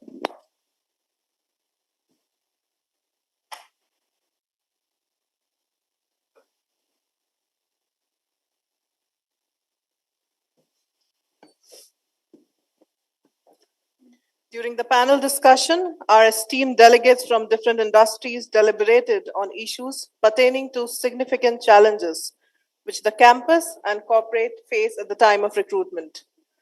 And these issues being the need for specific and emerging AI and technical skills, knowledge about the companies, and certifications required by students to step into the corporate world or environment. The importance of internships for students seeking jobs and how to answer the questions. The need to strike a balance between theoretical knowledge and practical knowledge to get jobs in different companies. The importance of interpersonal and communication skills in the hiring process and survival in the workplace. The importance of making efforts in learning and effectively applying what was taught during the certification courses. The other issues being the need to adapt and update according to the virtual recruitment process and AI-based workplace environment, and also to learn generative AI. the importance of CRC department for students to make a smooth transition from university to corporate, the need for good PR and networking for securing employability, the importance of staying prepared, focused, and positive during and after the recruitment process. The conclave successfully brought together talent acquisition leaders to discuss campus placements, future hiring trends, and leadership traits. It provided a platform for students to ask innovative questions, gain leadership skills, and explore AI and digital marketing job opportunities. This conclave has taught us a very important Guru Mantra: learn, unlearn, learn, earn, and obviously smile a lot. This event has given you, the students of Amity University, Madhya Pradesh, a chance to learn about real-time industry risks and opportunities. Our corporate leaders shared insights on AI-driven work, offering motivational stories to help you succeed in Indian industries and MNCs. Furthermore, the event post-lunch AMICRAT will provide a uniquely designed platform for you students to meet your first guru from the corporate world and build a long-term relationship with them as mentors. We request the students to do not miss this chance and make the most of it in learning the crucial aspects of grooming and soft skills, leadership skills, analytical thinking, diligence, and smart work in a corporate. May we request the Honorable Pro-Chancellor, Amity University, Madhya Pradesh, Lieutenant General V.K. Sharma, to kindly deliver his concluding remarks on this event. Sir, please.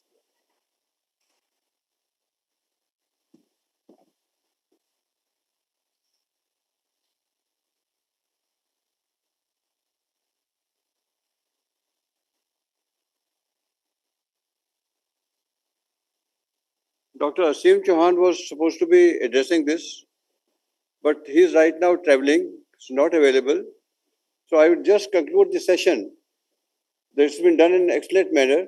I'll just convey 3 points to the students. First, the technology is changing and it will change further. In that, I want to mention that an incident of 1968 in my own life. In those days, there were no mobiles. The landline telephones were also very few available in very influential houses. There was a waiting list of about 6 months to 1 year to get a BSNL telephone installed. BSNL was the only company which was there. And trunk calls were so expensive that nobody dared to dial a number during daytime. The rates used to become 50% from 6 o'clock to 9 o'clock at night, and after 9 o'clock, it used to become 1/4. So we used to all wait for 1/4 rate to happen and then make a call. I've seen those days, right? So one of those days when I was wanting to speak to somebody to convey a very important message, so I was trying to dial a number. It was getting disconnected. The person behind me who was standing in the queue was telling me, let me have, you have dialed 3-4 times, you have not been able to get it. And somebody was there. So my father was also there with me. He told me, Vinod, in your own life, you will see a time when you will have plenty to talk, you will have enough communication. Not only that, you will be able to see on your phone the person you are talking. So since he was my father, I didn't tell him that that kind of a thing may not happen. But in my mind I thought, this is fantasy. In those days, and this is a true incident, and when my father said that in your own life, you will see times when you will be talking on a phone and you will be able to see the person to who you are talking. I said, what junk is he telling? Today, I'm not able to make a call. Can it happen in my lifetime? And it has happened. I am making a prediction today. Some of you will understand. And if it comes true, remember that General V.K. Sharma has said it in this hall. The artificial intelligence on which so much discussion has taken place, and you have been asked to prepare yourself using artificial intelligence and also the interviews are going to take place using artificial intelligence. A day will come when you will be told that ban artificial intelligence. That day shall come. Why? Why I am saying this? You must be thinking I am out of my head. Am I a technologist making this statement? Why am I saying this, man? I am saying this because the artificial intelligence, truly speaking, out of my wisdom, I feel, is neither artificial nor intelligent. Yes, it is a tool. Please play by that tool. Use it. Master it.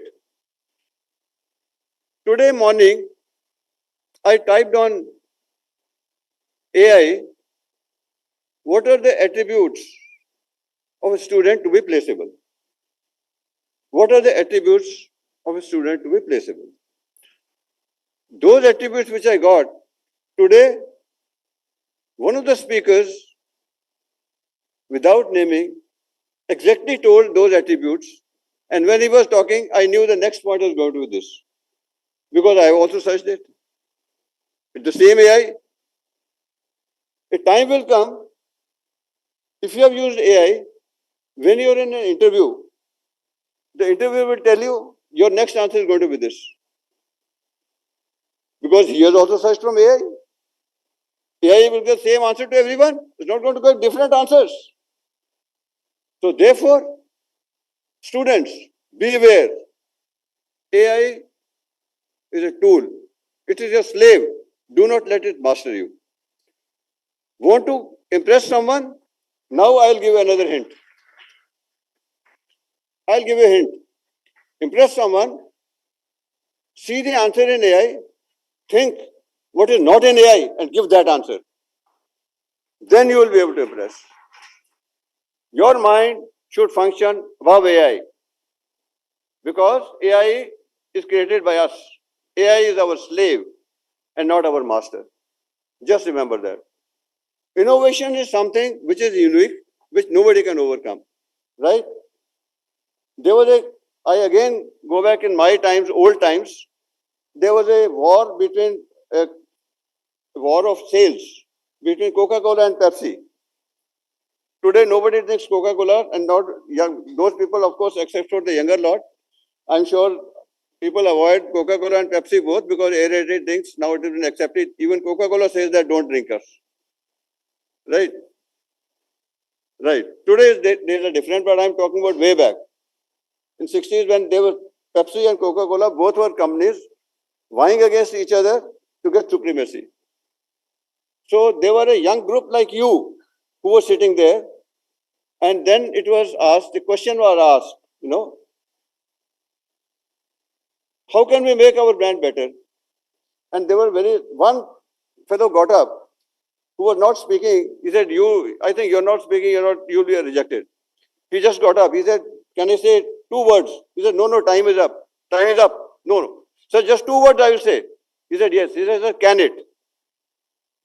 Can it? And that was the idea. And that is how suddenly one brand took over the other. Can it means put it in a can. Rather than sending it in a bottle, put it in a can. That was the innovative idea the student wanted to give. And he just said, I'll use only 2 words. Can it? Put it in a can. That's what it is. So that kind of a bright idea, if you can get, that will get you to million dividends. Third thing and the last thing that I want to tell is that you represent a university, you represent your parents, you represent your country. Ethos must be kept in mind at all times. If you've been selected by a company, it is your duty. If you are getting a better job elsewhere, why not? Why not? The word is yours. If this company is offering you 4 lakhs, if you're getting a package of 10 lakhs or 15 lakhs, please go ahead. Don't listen to the corporate. I'm telling you here. But have the courtesy to inform them. Sir, I'm sorry that you invested in me. I shall not be able to join because I have an offer in hand, which is 2 times the offer that you are offering me. Thank you very much, but I'm sorry. But that much courtesy you must have.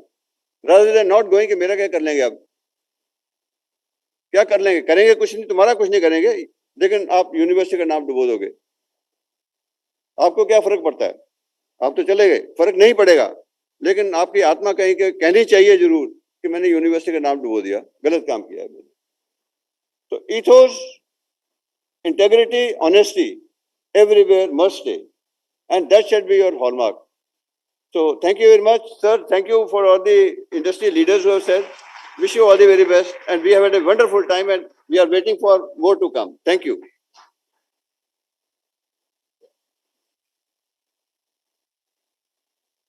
Thank you, sir, for your encouraging and inspiring words.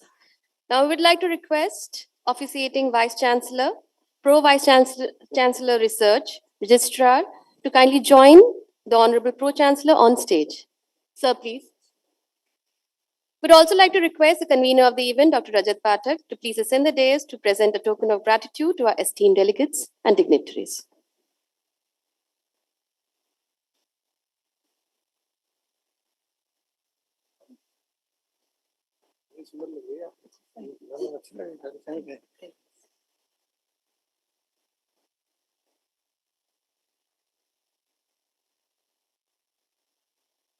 We would like to invite to the dais Ms. Reshmi Menon, Honorary Professor, Amity University, Madhya Pradesh. Ma'am, please.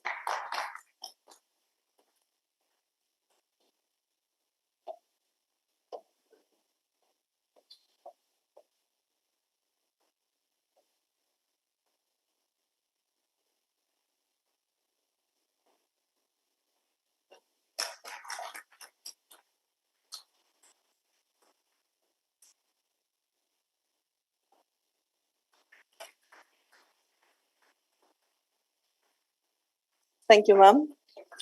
Mr. Mohammad Fahad, Lead University Acquisition Recruiting, India, Microsoft.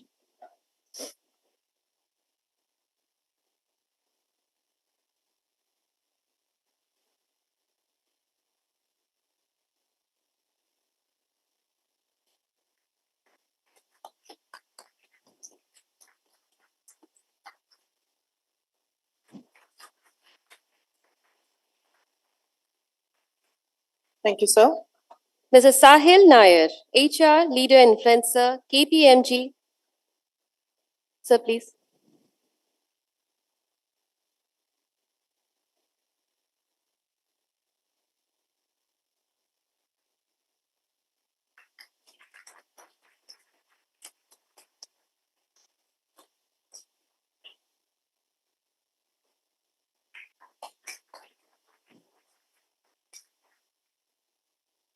Thank you, sir. Mr. Suvarna Nidhi Rao, Lead Early Career Talent India, Philips. Sir, please.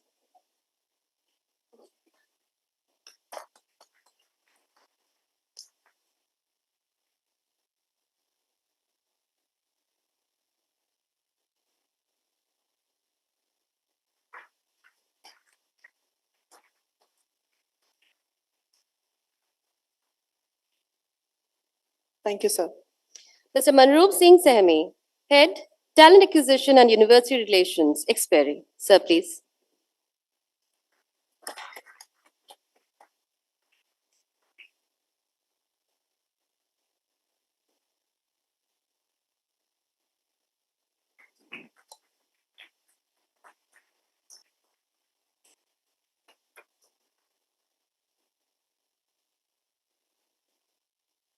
Thank you, sir. Mr. Saurabh Shah, Head of People Ops, Crafton. Sir, please.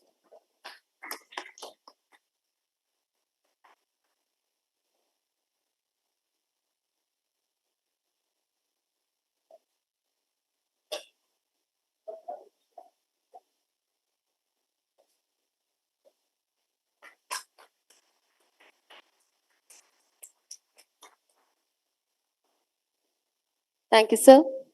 Mr. Sushant Kumar, Talent Acquisition Manager, Brilio. Sir, please.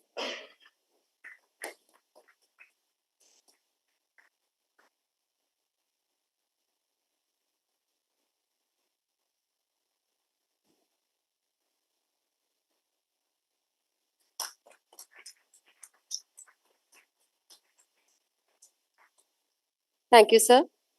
Ms. Urmimala Sarkar, Director, Emerging Talent, NTT Data. Ma'am, please.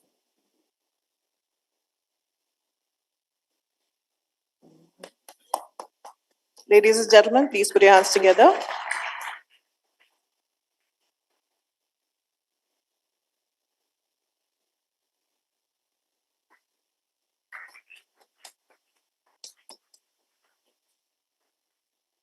Thank you, ma'am. Mr. Manav Prasad, CEO and co-founder, Go Cloud Software. So please.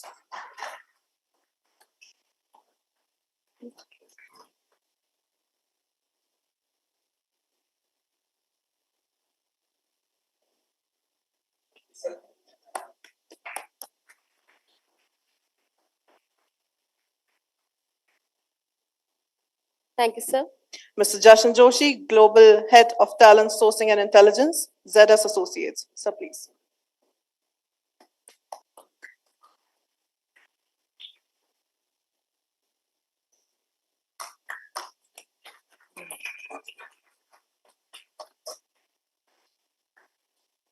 Thank you, sir. Mr. Srivastu Nagarajaya, Director Talent Acquisition, Thrive Digital Health LLP.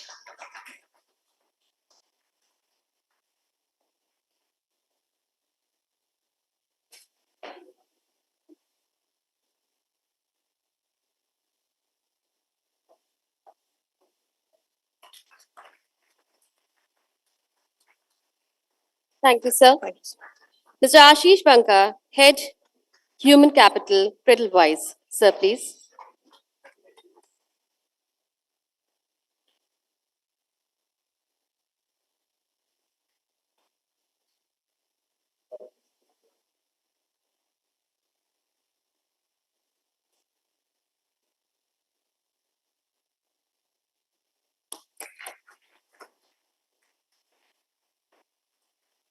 Thank you, sir.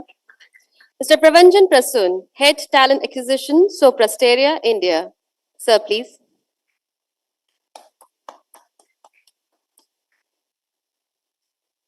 A round of applause, ladies and gentlemen.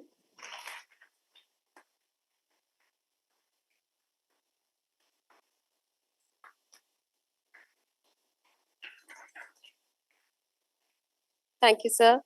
Ms. Nupur Jagdev, Assistant Manager, Talent Acquisition, Genpact. Ma'am, please.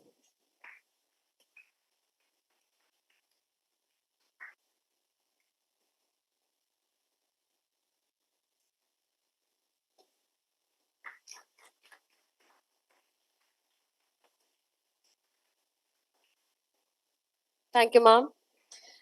Mr. Prajwal H.S., Talent Acquisition Manager, Campus Hiring, EPAM.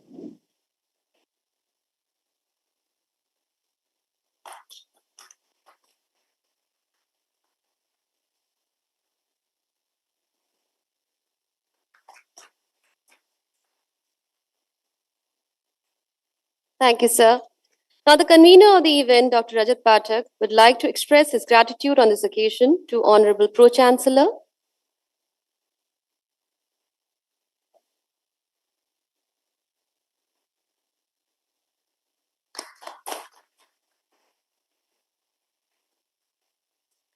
And officiating Vice-Chancellor.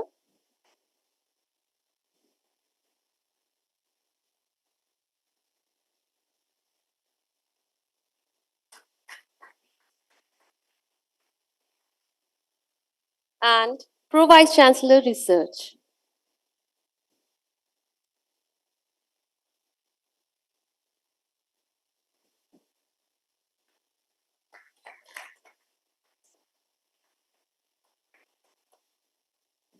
Thank you, dignitaries and delegates.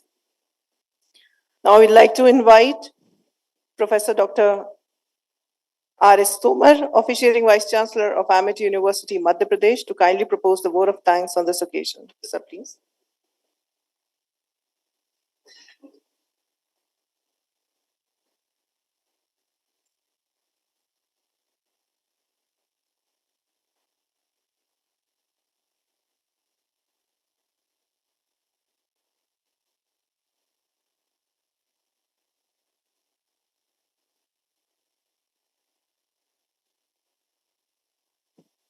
Good afternoon, everyone.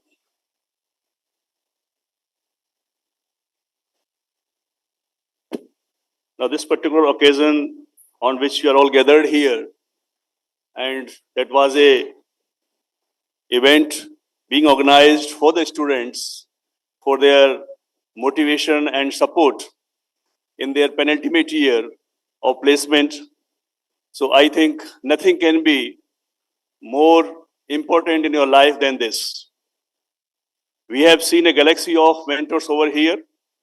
Somewhere around 10, 15 mentors came on this platform, and in these 3 hours of duration, they have tried to give the essence of their knowledge in just few words.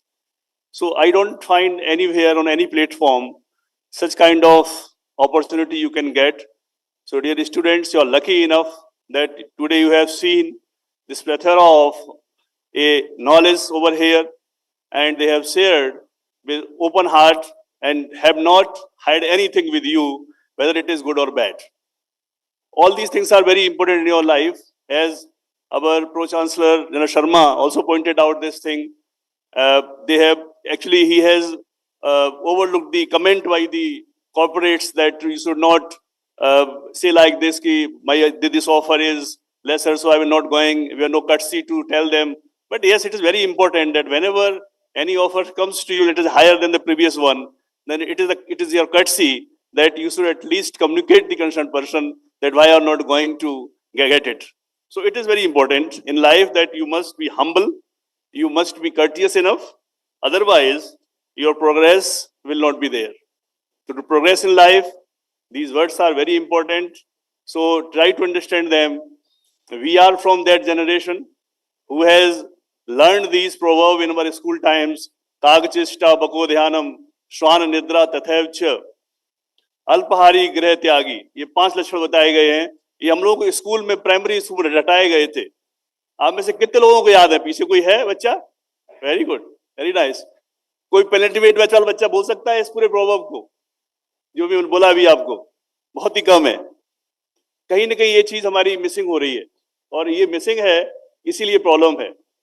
We have to overcome this, and our this whole galaxy of experts, they are coming from that particular time and generation that they have learned all these things. दादी माँ का example हो या ये proverb हो, ये सब हमने अपने जीवन में अपने ही बड़े बुजुर्गों से सीखा है. तो this is my privilege that I am proposing the vote of thanks on this occasion.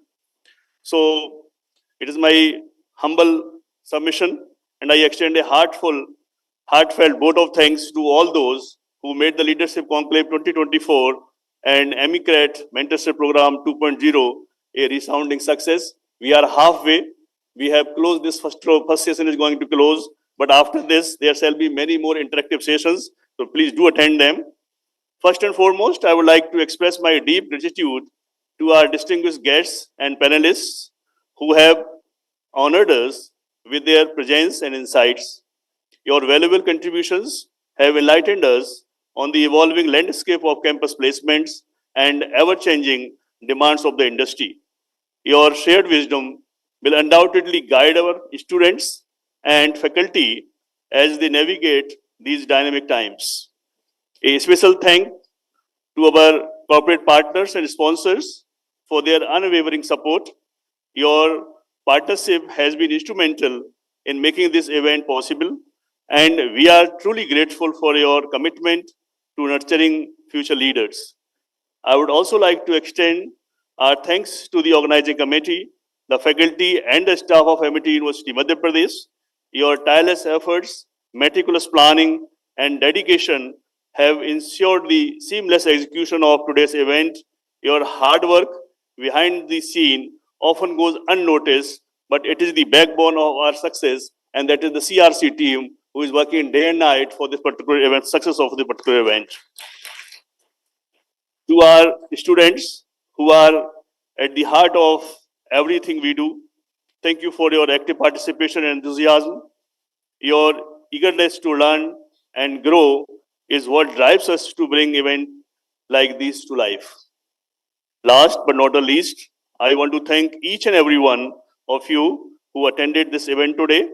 Your presence and engagement have enriched the discussions and added value to the entire experience.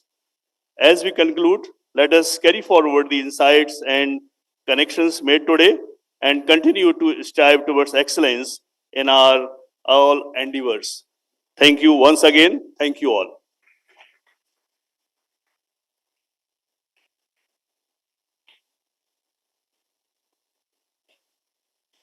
May we request the esteemed dignitaries and delegates to kindly ascend the dais for a group photo.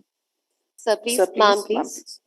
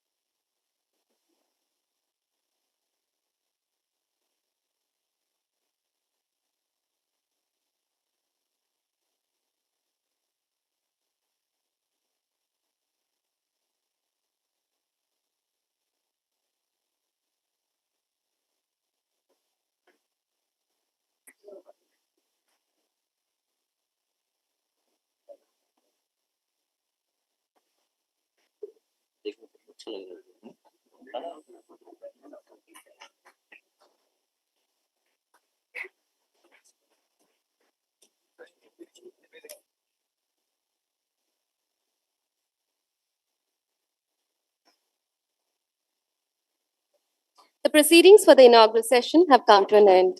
We extend our heartfelt thanks to eminent dignitaries, delegates, faculty members, and students for their valuable presence. We shall now take break for lunch. All the dignitaries, delegates, and HOIs are requested to proceed for lunch.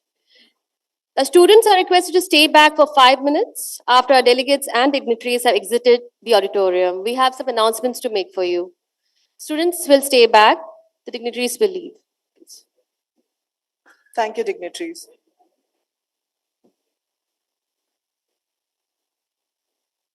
Students are requested to kindly wait for 5 minutes.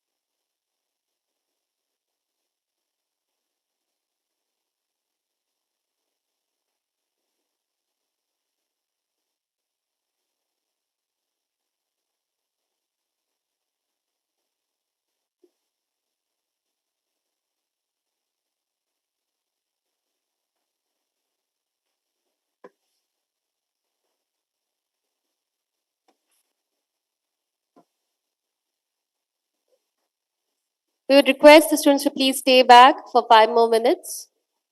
Let our delegates leave, and then we have some instructions regarding AMICRAT.